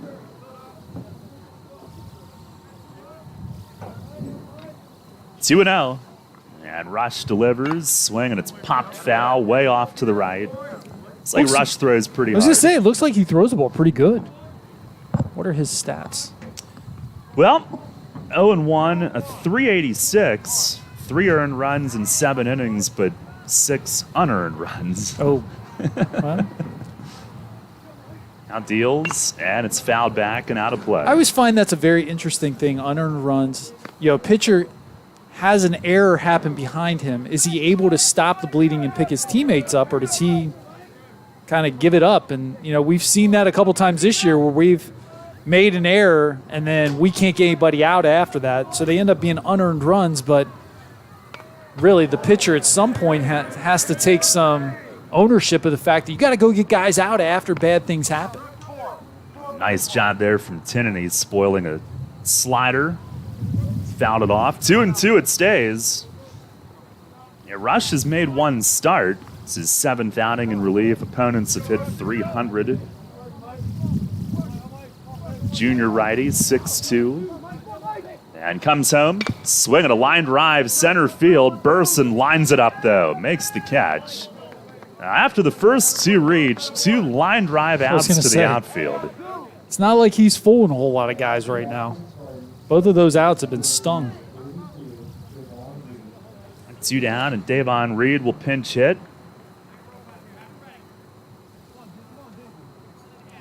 Davon has hit so many balls right at guys this year. His batting average does not reflect how well he has actually swung the bat. Love to see him come through here with a base hit. Yeah, 231 is average. And I, you know, And he sometimes takes a you strike. just hit into bad luck. We've said it before. This game is hard. It's a hard game, man. Grad student. He was an intern with the Revs last summer. There's the 0-1. And he swings and sends it into center. It's a base hit. Capobianco around third. Burson up throwing to the plate. It'll roll in late. And Davon Reed sprays it into center and finds open grass this time. It's 15-9. Love to see that. Big 2-out base hit. Pinch hit single. He muscles it into center. His 5th RBI, 10th hit of the year. That is an unearned run. Thanks to the error that got Capobianco. 10 unanswered. This team has scored in bunches this weekend, to put it mildly. 15-9. Here's Jakubek and a ball low and away. Now, here's a guy who's... Jakubek's had a pretty good weekend, too. He's doing what they need to do. Great defense, and then just finding a way to get on base. He's done an awesome job of that this weekend, which is a huge thing for the bottom of the order. Tries to check. Plate said he went. On a pitch low. It's 1-1. And today, 0 for 2, but both were hit hard to the outfield. One of those he reached on an error. He's scored twice. He's been hit by a pitch twice. rush the 1-1. Breaking ball low. So York, the previous 3 games, a combined 8 runs. The last 3 games, 27, 10, and 15. Feast or famine, it feels like sometimes. Pitch is a called strike. Fastball up. 2-2. Tell you, Darryl, there's still a lot to love about this team. They're, when they play the way they're capable of, it's a lot of fun to watch. I've enjoyed my weekend, Scott. Here's the 2-2. Man, that sailed high. Looked like it slipped. Traveling time for everybody. Get a good jump here. Yeah, I feel like we should have a pair of cots back here. It feels like we've been here all weekend. We kind of have. We'll do it again one more time on Friday. Pizza party. Makes me sad that this will be our last game. This one fouled off. I don't know if something workout schedule-wise changes with the Revs, I'll come over. It'll be a pleasant surprise. But we're getting to that time. Yeah, our fans will be much happier when you're on the call. Stop. I tune you in, Scott. Thanks. Runners go. 3-2 is lined and over the leaping Feliz at short. Base hit left center. Around third is Santarpia. He scores. Reed goes to third. Throw came rolling into the plate. Jakubek will hang at first. RBI single. It is 16-9, and the offense is not done yet. That's a 4th consecutive multi-run inning and 5th in 7 innings today. Back-to-back 2-out RBI hits. Davon got a great jump there. The ability to have a running start makes a huge difference. He was able to cruise into third. A little surprised that Brian didn't try and get over to second, but here's Alzinga who takes a strike. He's had to block a lot of balls today, so we'll give him a break. Yeah, he could use... Do they practice tomorrow or is it an off day? I think they practice tomorrow. I think Wednesday will be the off day this week. 0-1 rather. Yanked, and that's a base hit into right. Alzinga's third of the day. Reed scores. Jakubek to second. It is 17-9. And nobody this weekend has been able to slow this offense. They are ripping off runs left and right. Another 3-hit game for Alzinga. He is red hot. And make it 3 straight 2-out RBI knots. We're up to 14 hits today. Chugga. We're getting there. Here's Deminger. He swings and lofts this one in the air toward the line in right. Maznikov over, fighting it, backs up, and makes the play. We're probably going to have to cut him. That'll end the inning. Unacceptable. A measly 2 for 4 now today. Spartans scored 3 more in the inning, though. And they do it on 4 hits, 1 error, and 2 left. 17-9, they lead it as we go to the 8th. People's Bank is happy to sponsor the home of the York Revolution, People's Bank Park. People's Bank has been serving the community for more than 155 years, committed to helping their clients achieve their dreams and live confidently. That commitment continues at People's Bank Park, with Revs games, concerts, events, youth sports, and much more. We're proud to partner of the York Revolution, and we look forward to seeing you at People's Bank Park. People's Bank, member FDIC, equal housing lender.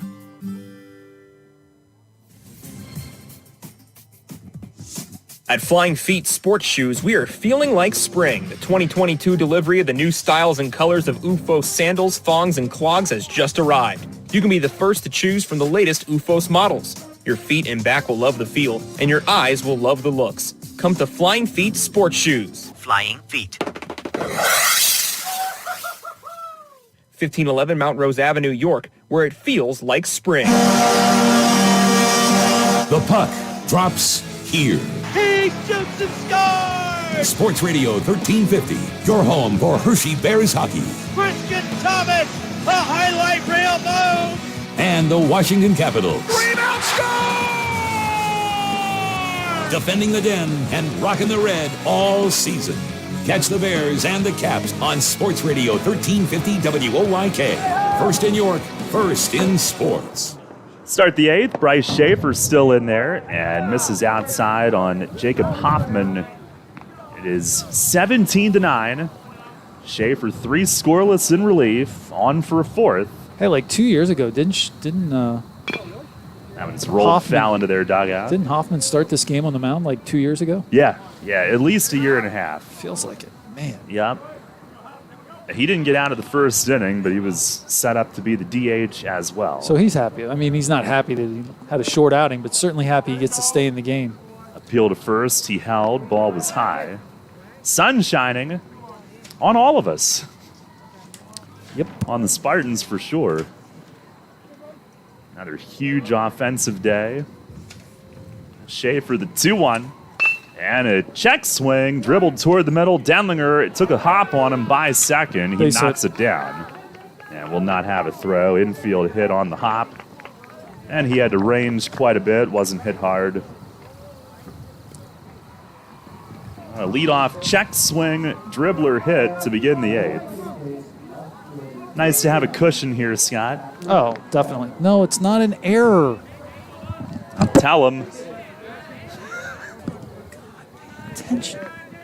Here's Patrick Cetina. I'll miss this. As Schaefer delivers, that just missed. Situational awareness. What would the Madden rating be? They don't go that low. 1-0. And that's rocketed to left. Brendan Martin back, and that's going to get down and one hop the wall. Hoffman on his way to third base. Cetina on his way to second as the throw comes in. And a double as F&M makes some noise to begin the 8th, threatening Schaefer's scoreless line today at the very least. Well, here's the thing you wonder. Schaefer has not gone that long this year. At what point in time is he kind of run up against it? You know, he's not stretched out to the point where, in fact, let's look at his pitch count. He's at 37 pitches. So actually, his pitch count, 37 pitches, 29 strikes. So strike what I just said. He's been incredibly efficient. Tommy Deminger grounds one, and that finds the hole into left field. 1 run home. They'll slam the brakes with Cetina at third. 17-10 now. Well, they are doing a really good job of attacking first pitch strikes, which he's done a really good job of getting ahead of guys. Now maybe need to mix it up a little bit. Throw a breaking ball up there on pitch number 1. 3 straight hits. I don't have enough room in my book. I might as well just stop keeping track. Here's Connor Rush, who's 1 for 3, double. Also hit by pitch today. First offering, breaking ball, and it almost got a piece of him. He just twisted out of the way. If you're up there and he twirls a spinner up there, do you not just sit and take it? Spartan, if you're a Spartan, you're taking it. Exactly. He got out of the way like it was a hand grenade coming at the plate. It's a toss to first. Deminger dives back. F&M now out hitting York 15-14. Yeah, those 2 columns, runs and hits, have been worn out this weekend. Might have to replace some bulbs next week. Pitch is hit on the ground. It's short. Deminger juggles, recovers, flips. The turn, double play.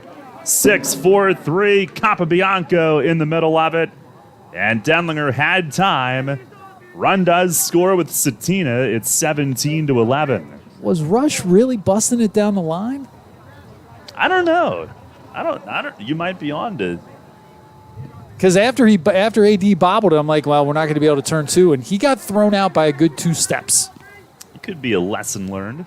Here's a swing and a fly ball toward the corner and right. Reed is out there now. Gives it a look. It sails out of play. Might have been home run distance as Maznikov pulls it foul. Well, the base is empty. 2 outs. 1 run scores. Or 2 runs, excuse me. Is it me, or are they just really going after first pitches right now? They absolutely are. I mean, maybe there's some dinner plans. Maybe they want to keep the game under 3 hours. I don't know. That'll be a lost cause pretty soon. Pitch to Maznikov, swing and a miss, a changeup.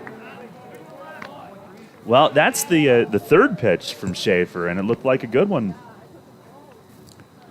40 pitches, 31 strikes. You're going to have a lot of success doing that.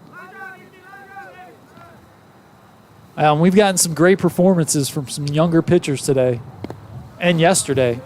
This It's is been a outside. lot of fun to watch. Yep.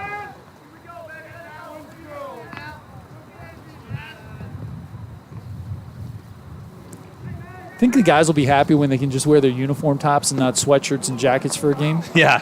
Hopefully that's coming. There's a swing and a miss. Schaefer breaking ball for his 4th strikeout. And he has gone 4 great innings in relief. 2 runs scored this inning on 3 hits. But nobody left. 4 innings, 2 runs. What a job. He's in line for the win. We go to the bottom of the 8th, 17-11, York.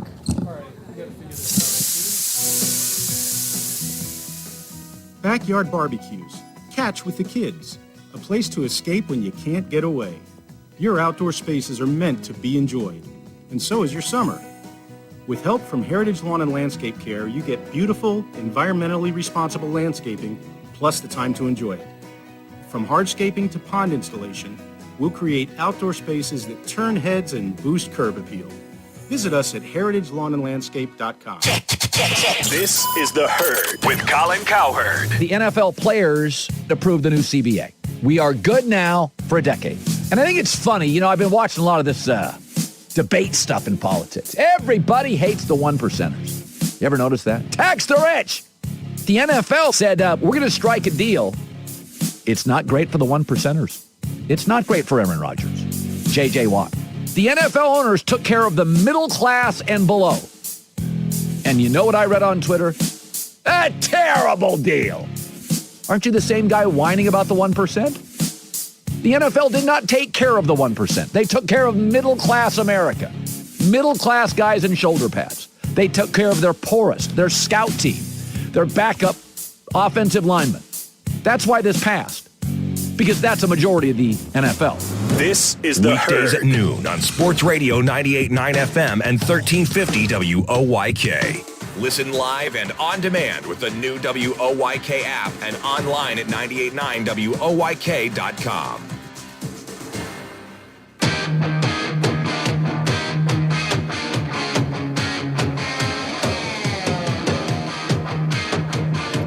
$17 to 11, Spartans lead. As we go to the last of the 8th, Jack Barry will lead things off. New pitcher, right-hander Steven Terzai for F&M. Senior takes over. And his first pitch, fastball, it's over for a strike. He brings it. As a freshman, he was part of a D1 program at Lafayette, got into 3 games for them. And now in his 3rd year with Franklin and Marshall, he fires and a swing at a ball fouled off Barry's foot. That sends him to a knee. That hurts. That hurts a lot. This is the 7th F&M pitcher today, Terzai, who got the win in Game 1 of their doubleheader yesterday. Boy, interesting going back-to-back days with a guy who you're down 6. He's one of their guns. Yeah. Maybe he's one of those guys that works better with more work. The Brian Shaws of the world. That's right. Everything comes back to Cleveland. I see. Here's the 0-2. Oh, swinging a high drive to center field. Burson has to go back. Got turned around. It is off the base of the fence. And Barry on his way into second. He's there with a double. He just missed. Dead center field. It hit the base of the fence. Well, do you think that Burson thought it was gone? Because he kind of pulled up a little bit. For a moment, he did, I think.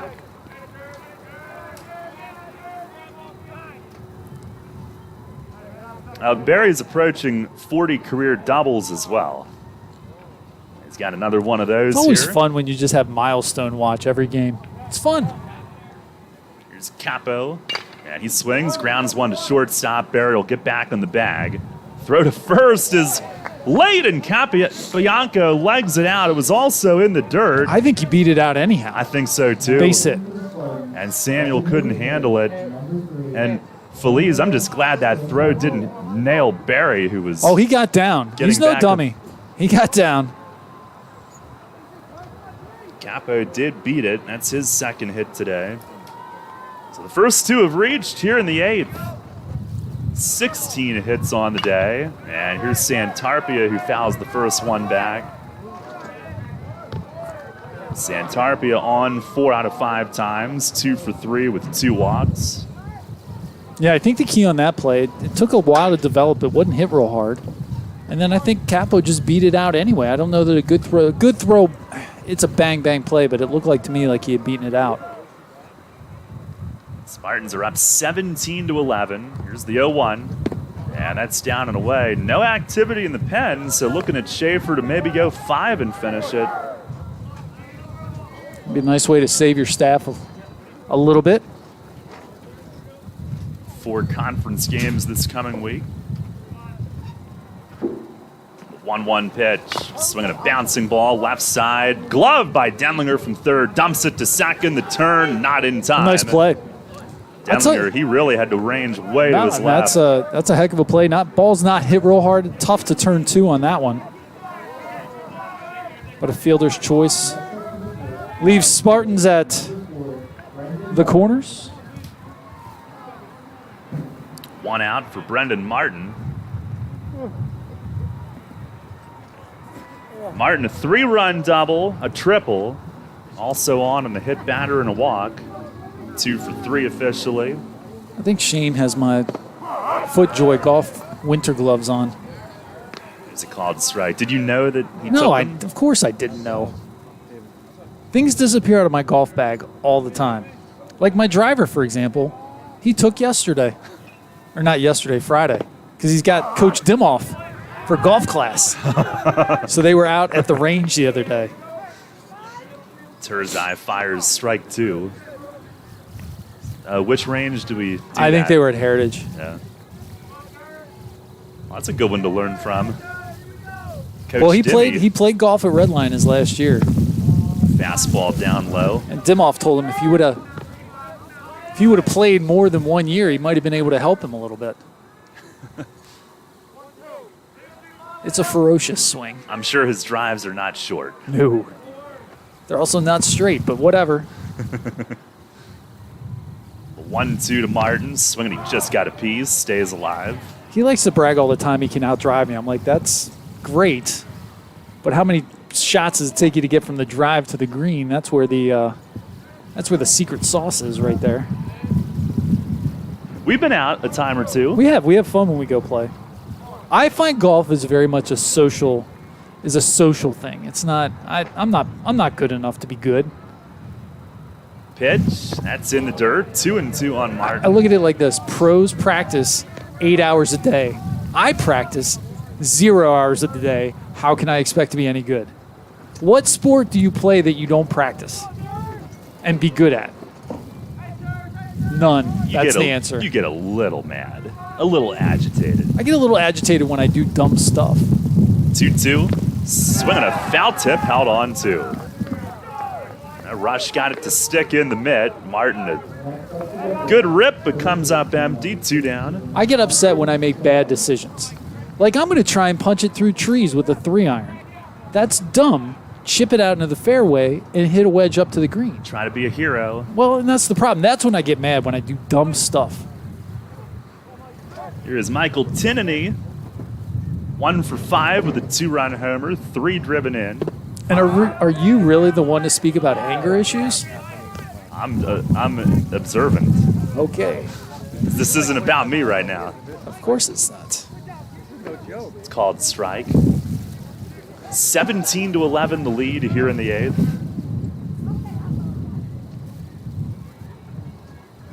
The 0-1, swinging a fly ball That's to got a right. chance. Back is Maznikov onto the track at the fence. It's gone again. Michael Tinnity, his second home run of the day. He's driven in 6. Have a day, young man. Have a day. This one a 3-run shot to right, and the Spartans have hung 20 again. 20-11, they lead it. And Tinnity's third this weekend. That home run chain's going to get worn out. Third in 3 games. He hit the first of his career, game 1 yesterday, and now 2 Here today, he's driven in 6. I'm not going to lie. This Player of the Week stuff's going to be tough. Yeah, good luck to you. I'll figure it out. Davon Reed takes the ball low. Here's the 1-0. And he swings and pops a foul back out of play. I've done this for a couple years. I got some experience.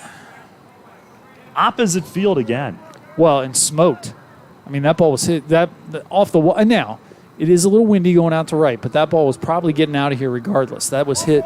And they're not moonshots. They're kind of line drive-ish, which is great. Pitch to Reed. Fastball. It's a called strike 2. 1-2. Yeah, we got you. Oh, good Lord. At least he's paying attention. He knows the count, unlike yesterday. That's true. Pitch to Reed. Swing and a miss. Got him reaching in a slider. The Spartans score 3 more, and for the second time in 3 days, they've put up 20. Third time this year they've done that. They had 25 in one of the games in Florida, 27 yesterday. 3 runs, 3 hits, including the Tinnity home run. And we will go to the 9th. Bryce Schaefer back on for his 5th inning. It's York 20, F&M 11. York College of Pennsylvania is where your life's work begins. It starts with the passion you'll find, the connections you'll make, the career you'll pursue, and it begins from day one. Because your life's work is more than work. It's the lives you'll touch. It's the difference you'll make. Better connections, a smarter plan, a life that works. From day one. York College of Pennsylvania, ycp.edu. At Donegal, we understand there are many costs associated with running a business. That's why Donegal works with you to provide quality insurance products based on your business needs, and why we deliver that insurance at a price to fit your budget. Call your local independent Donegal agent today and discover why, when it comes to insurance for your business, Donegal is a better value. Contact Kochman Kunkel Insurance at 717-854-0300 or stop in at 3217 East Market Street, York. Locally owned and operated by Pam and Rudy Kochman. Kochman Kunkel Insurance. Head of the 9th inning, 20-11. Spartans have batted in 8 innings today. Multiple runs in 6 of those, including 5 straight. Michael Tinnity doing it all on his swing in the 8th, his 2nd home run, a 3-run job. And here's a swing on a floating loop to shallow center. Alzinga in. It's going to plummet in front of him, though. Matt Gluck, a blue pit to start the 9th off Schaefer. First pitch swinging. Schaefer in line for the win, trying to finish the last 5 innings. The lead is 20-11 as we get the 9th inning started. Pinch hitter, number 13. That'll be Harrison Otto, sophomore infielder. Otto 1 for 4 at the plate for F&M, 5th game played. First pitch from Schaefer, that's across for a strike. Very impressed with Schaefer today. He's been working from ahead all day, pounding the zone. Now delivers, curveball, it's taken low. 20 runs, 17 hits, no errors for York. 11 runs, 16 hits, 2 errors for F&M. That tent looks like it's a stressing point right now. Yeah. Being put to the test. 1-1. Fastball at the knees for a strike. Spartans with 27 in game 1 yesterday, their most since 2009. Then a pedestrian 10-run performance in game 2. Slackers. Throw over has Gluck diving back. All right, here's what I'm going to say about them. We're up 9 runs. If they're running, let Jackie Beck throw them out. A fair approach. Here's the 1-2, and it's lined to center. Alzinga coming in toward left center, dives and holds it up. He made the play. Oh, that scares the heck out of me when guys dive like that and get their arm pinned underneath them. It did. Oh. That wrist bent, but he's up. Or it looked like it bent. Heck of a play. Oh, no, it did. Heck of a play by Robbie. Yeah, he takes away extra bases from Otto. Full out dive to the backhand, and he came up with it. We have another change here. Let's see. Not like the umpire's going to tell us. Well, Will Samuel will be pinch hit for 17. And as Andrew Filippelli, he takes the ball low.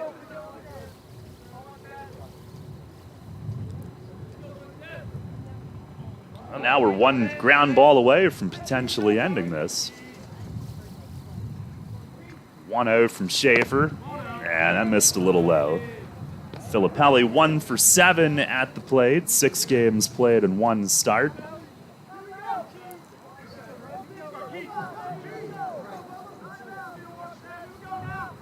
Pitch, swing, and he launches one way up in the air and left. Brendan Martin toward the line, he's under it. Plenty of room and makes the grab for out number 2. As Schaefer 1 out away from going 5 to finish this one. 15 is the pinch hitter. Tommy Alexander, one of their catchers. Pinch hitting in Felice's spot. It would be super awesome if the umpires actually acknowledged the fact there was a change. Yeah, well.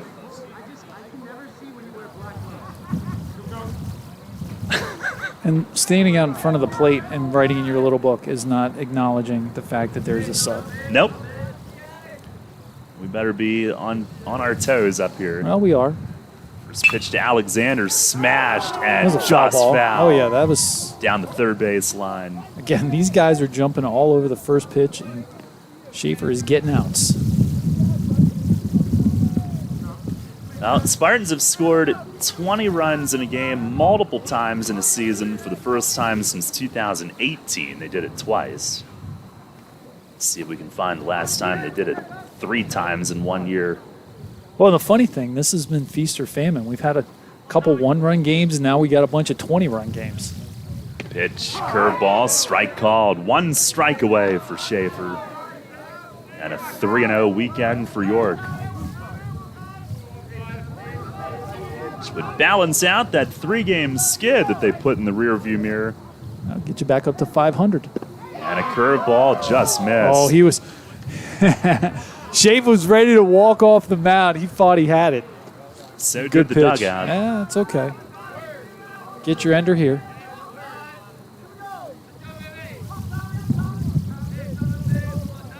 (20-11) the lead. Here's the stretch, the 1-2. Swing and a miss. He struck him out. It snuck behind Jakubek. Recovers. Throw to first. Barry receives. Steps in the bag, and this game's over.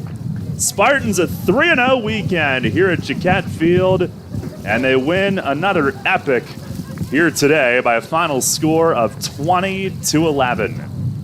They beat F&M in what's pretty much an annual non-conference get-together. Spartans 3 straight wins. They go to 11-11. F&M with the loss falls to 11-10. Spartans file through the victory line. They will then shake hands with the Diplomats, and it's on to conference play this week. 4 games. Up first, a trip to Stevenson on Tuesday afternoon at 3:30. And Bryce Schaefer going the final 5 innings to get the win. Gives up just 2 runs. 4 of the 5 innings were scoreless.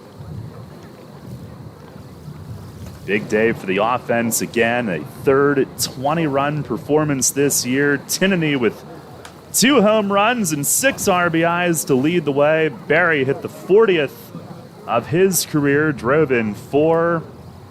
20-11, your final score. Stay tuned. Post-game show is coming up next. Remember when an app was listen only? Oh yeah, that was kind of us, wasn't it? Well, we have a new app. Download the new WOYK app on the Apple and Google Play stores and take Sports Radio 1350 on the go like never before. Listen on the go like always, and now get easier access to archived games and programs on demand. Watch WOYK game broadcasts on YouTube and so much more. Search the new WOYK on the Apple and Google Play stores and download today. It's not just an app, it's a lifestyle. Sports Radio 1350. First in York, first in sports. What's the deal with the Dan Patrick Show? Dan Patrick. Shouldn't Kawhi be the new Dos Equis guy? Like, wouldn't he be a great man of mystery? Instead of that guy that's supposed to look like Michael Phelps, who took over for the old guy.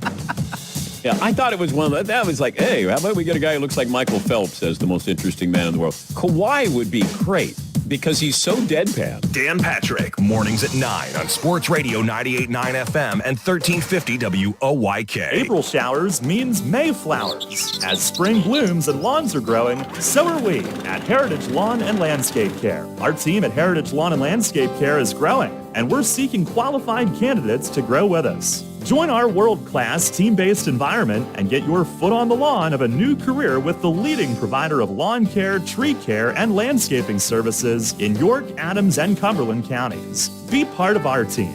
Find out more at heritagelawnandlandscape.com. We're screaming green. How about you? The York College Spartans play here. Sports Radio 98.9 FM and 1350 WOYK, York.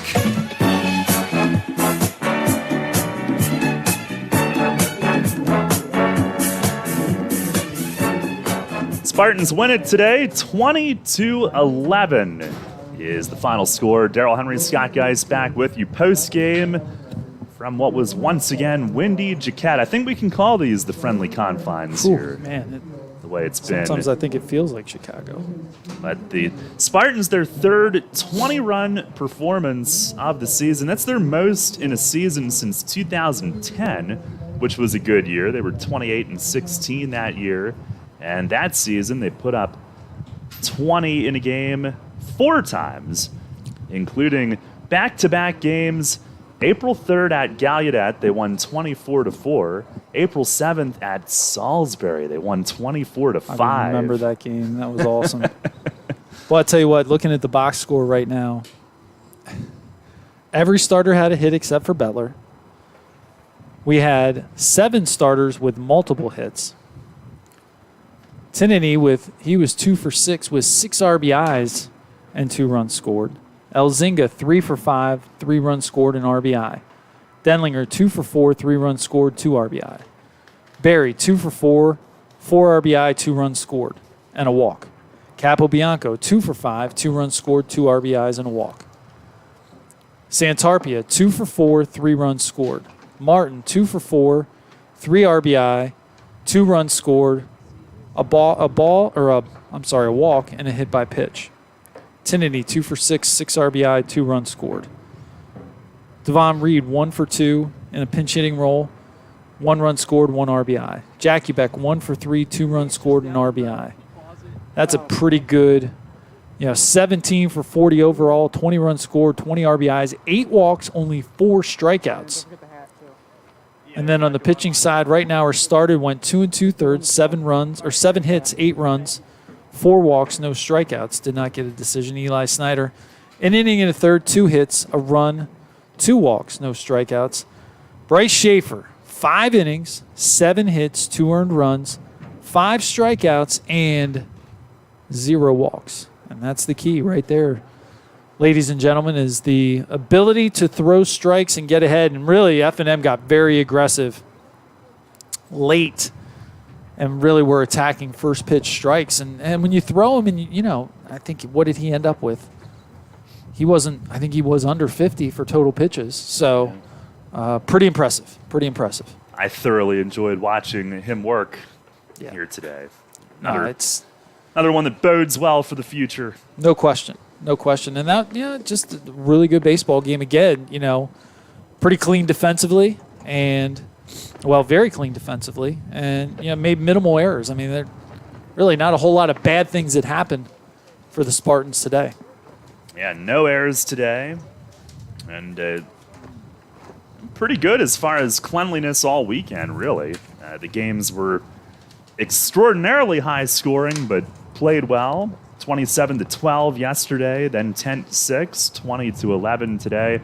So what do you think is this offense at this point? Somewhere in between what we've seen this weekend and what was going on last week. I think that really the most important thing for this team is to just be consistent. Put themselves in position where They're able to compete and have. I thought that one of the things that stood out to me this weekend was the level of competitiveness with at-bats. I thought really good job of grinding and really doing a good job of being competitive and putting together at-bats. And then when this team's good, they're able to string hits together. I think the key, the one inning that kind of showed that is, 2 outs at the top of the order, 4 straight hits, boom, got some runs, and all of a sudden things are kind of cooking. So, I think they got 2 runs out of that inning, right? Because Capo had the 2-run, Jack walked, and then Capo had the 2-run single. Correct. So, basically 2 outs, nobody on, and all of a sudden you're able to get 2 runs out of that. And I think that's huge. That's a big part of having a chance to be really successful when it comes to scoring runs. And I think this team, we're still at the point where the pitching's still young enough where we're gonna have to score runs, right? I mean, we gave up 10 or 11 today. We still got to score runs, and if we do that, that takes some of the, and one of the things for Schaefer today, he's able to go out there and pitch with the lead. Now, we piled on a little bit late to give him some insurance, but he went out there and just threw strikes and attacked, and that's a huge part of what we need our guys to do. Well, one thing that this weekend made me think of, Scott, how other sports, you say that it's an ultimate team game, baseball, as long as everybody does their individual job. But when you see somebody have a long at bat, the next guy might get a better pitch to hit. Yeah. And there was a lot of that went on this weekend. No, there's no question. And in some ways it is an individual sport, but in some ways, there's a lot of really good things that can come from I think it's a cumulative effect, right? Like you said, somebody has a longer at bat, has a good at bat, and all of a sudden that gives you a little bit of momentum going. I hate to talk about a dead horse, but Booch's 2 at bats in his first 2 at bats yesterday in Game 2, set the tone for the guys behind him, and I think when you can do that, it is a team sport. There is a lot of there's a lot of things that go on that if you really don't know, you don't know. Right? If you do know, if you're a baseball person, you'll understand why that stuff's important. And I think it's really good to see these guys. I said to you off the air, I think it was the beginning of yesterday, we were talking before we went on, and I said it felt like we've lost some of our mojo offensively. And I think we got that back this weekend. And again, the huge part was, what did we say yesterday after 2 wins? Let's see if they can do it again today. Yeah. Right? Now, the key is, can we go down to Stevenson and do it on Tuesday? I think it's great for the guys to have to not be playing tomorrow, right? I think they'll still practice, but it's essentially you're not playing tomorrow. But then, can you carry it over to Tuesday in a conference game and continue on? AJ will pitch. I think he's scheduled to start. So can we keep that momentum going? I think is really important. Well, that'll be next for the Spartans, 3:30 on Tuesday. We'll be back with you Friday at 3:30 when the Spartans host Stevenson. It's a home and home. The Mustangs, if you're wondering, 6-18-1, but 1-1 in conference play. A pesky tie here in the early going. Yes, a pesky tie. It does hang on the standing sheet like a wart. Yeah. Well, try putting it in the game programs. I have to put it in a little parentheses because I refuse to put another tab in there and have everybody else has 0. Actually, there's 2 teams that have ties, I believe, in the league right now. Alvernia is the other one, yeah. So, I think one of the great things, it's a lighter week next week. You'll have Tuesday, Friday, Saturday, but no game Sunday. And then the following week, they're off on the weekend. They have a bye on Easter weekend, which is going to be nice. So, this is the time. Obviously, they've done a great job of getting back on track, winning 3 games, getting back up to 500, feeling a little bit better about the way things are going. And I think that's an important thing for this team to really get rolling. Now the final totals today, Spartans win at 20-11. York with 20 runs on 17 hits, no errors, 9 left. Franklin and Marshall, 11 runs, 16 hits, 2 errors. They leave 10. Bryce Schaefer the win. He's 1-0. Carter Davis the loss, 0-1. Time of the game, 3 hours, 11 minutes. Spartans go to 11-11. Their conference record also remains even at 2-2 heading into this week. Also now 5-2 here at Jaquette. And for F&M, they fall to 11-10. And they will go back into their conference schedule 2-0 in Centennial play, if you're wondering. But Spartans are now 33-12-1 all time against F&M as they get the better of the Diplomats again here today. Well, coming up later tonight on WOYK, more live sports, 6 p.m. Sixers are in Cleveland, Scott. Let's go Cavs. Yeah, I know. Teed you up for that. And that's a big game because the Cavs is. are sitting in the 7th spot and need to. I don't think they can get out. I don't think they can go up. I think they could go down, but I don't think they can go up. So, and this is the final day of the regular season, right? I know we talked about this yesterday. Is that correct? No. There's still. Is it? I think so. Maybe it's another week. Isn't it another week? Another week, yeah. Okay. Well, yeah, because I'm going to a game next week. So what game are you going to? Saturday night against the Pacers. Well, that'll be cool. So, yeah. That will be close to the end of the season then, right? That will be the next to last one. Just pulled it up. Yep. So hopefully they play their big guys. But, yeah, Sixers You never tonight. know with that. I know. You never know in the NBA, man. You I know. just don't know. I've seen some great ones there and some where they sat everybody. That's a little much. That's the NBA. I mean, that's just, we love our load management. Yeah, it is a load. But Sixers in Cleveland tonight at 6. And then at 8:30, as quickly as we can, we'll jump to the NCAA Women's National Championship. I got to tell you what, I'm pretty excited about that. Did you watch any of that on Friday? Yeah. That was 2 really good games. Yep. I don't understand. Here's the one thing I don't understand, and not to completely sidebar this, but why is that? I know. I have to go to Giant soon. I know.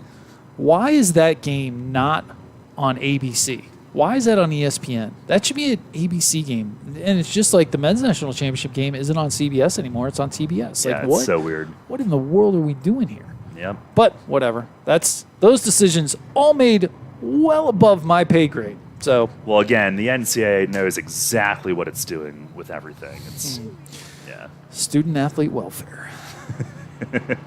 Said with only the most smug sarcasm that can possibly be done. Just dripping off the dial at this point. That's what it does. Much like you, that's just how I was made. Also, to look ahead at our programming tomorrow, Rev's Hot Stove Weekly presented by Shipley Energy at 6. And we'll make it a quick one because at 6:30, it's Championship Monday on The Westwood game's 1. at And the game will be at like 9 o'clock, 8:20. 8:20, okay. Wow. Yeah, but yeah, we Hey, go it's on. like the Super Bowl, man. A They should not preempt Rev's Hot Stove Weekly. They're not preempting it. Well, then go longer. Be rebels. Nah. Maybe. I mean, listen. Maybe. We love the show. We love the show. I go home later on Monday so I can listen to the show on the way home. Appreciate that. I enjoy it. I do enjoy it. No, I means a really lot. do. I really do. I think you and Mace together make a very entertaining. You have a very entertaining show. Thank you much. I enjoy it. 2 to go. And the one next Monday will be after the team got its physicals in the morning, and it'll be the eve of our first spring training workout. So there's 2 to go tomorrow night, and then Monday the 11th, and then be a week and a half till the Revs actually get started at that point. April 22nd is our opener on the road. But yeah, tomorrow night we'll be on at 6, then Championship Monday at 6:30, our coverage presented by Heritage Lawn and Landscape Care. And again, the Spartans on the road Tuesday at Stevenson. We'll be back with you on Friday, 3:30 at home against Stevenson, and we hope you can join us then. Scott, enjoy your week. See you Friday. Thank you. It's be a busy week, but it should be a good one. All right. For Scott Geis, here with me, Daryl Henry saying so long from Jaquette Field.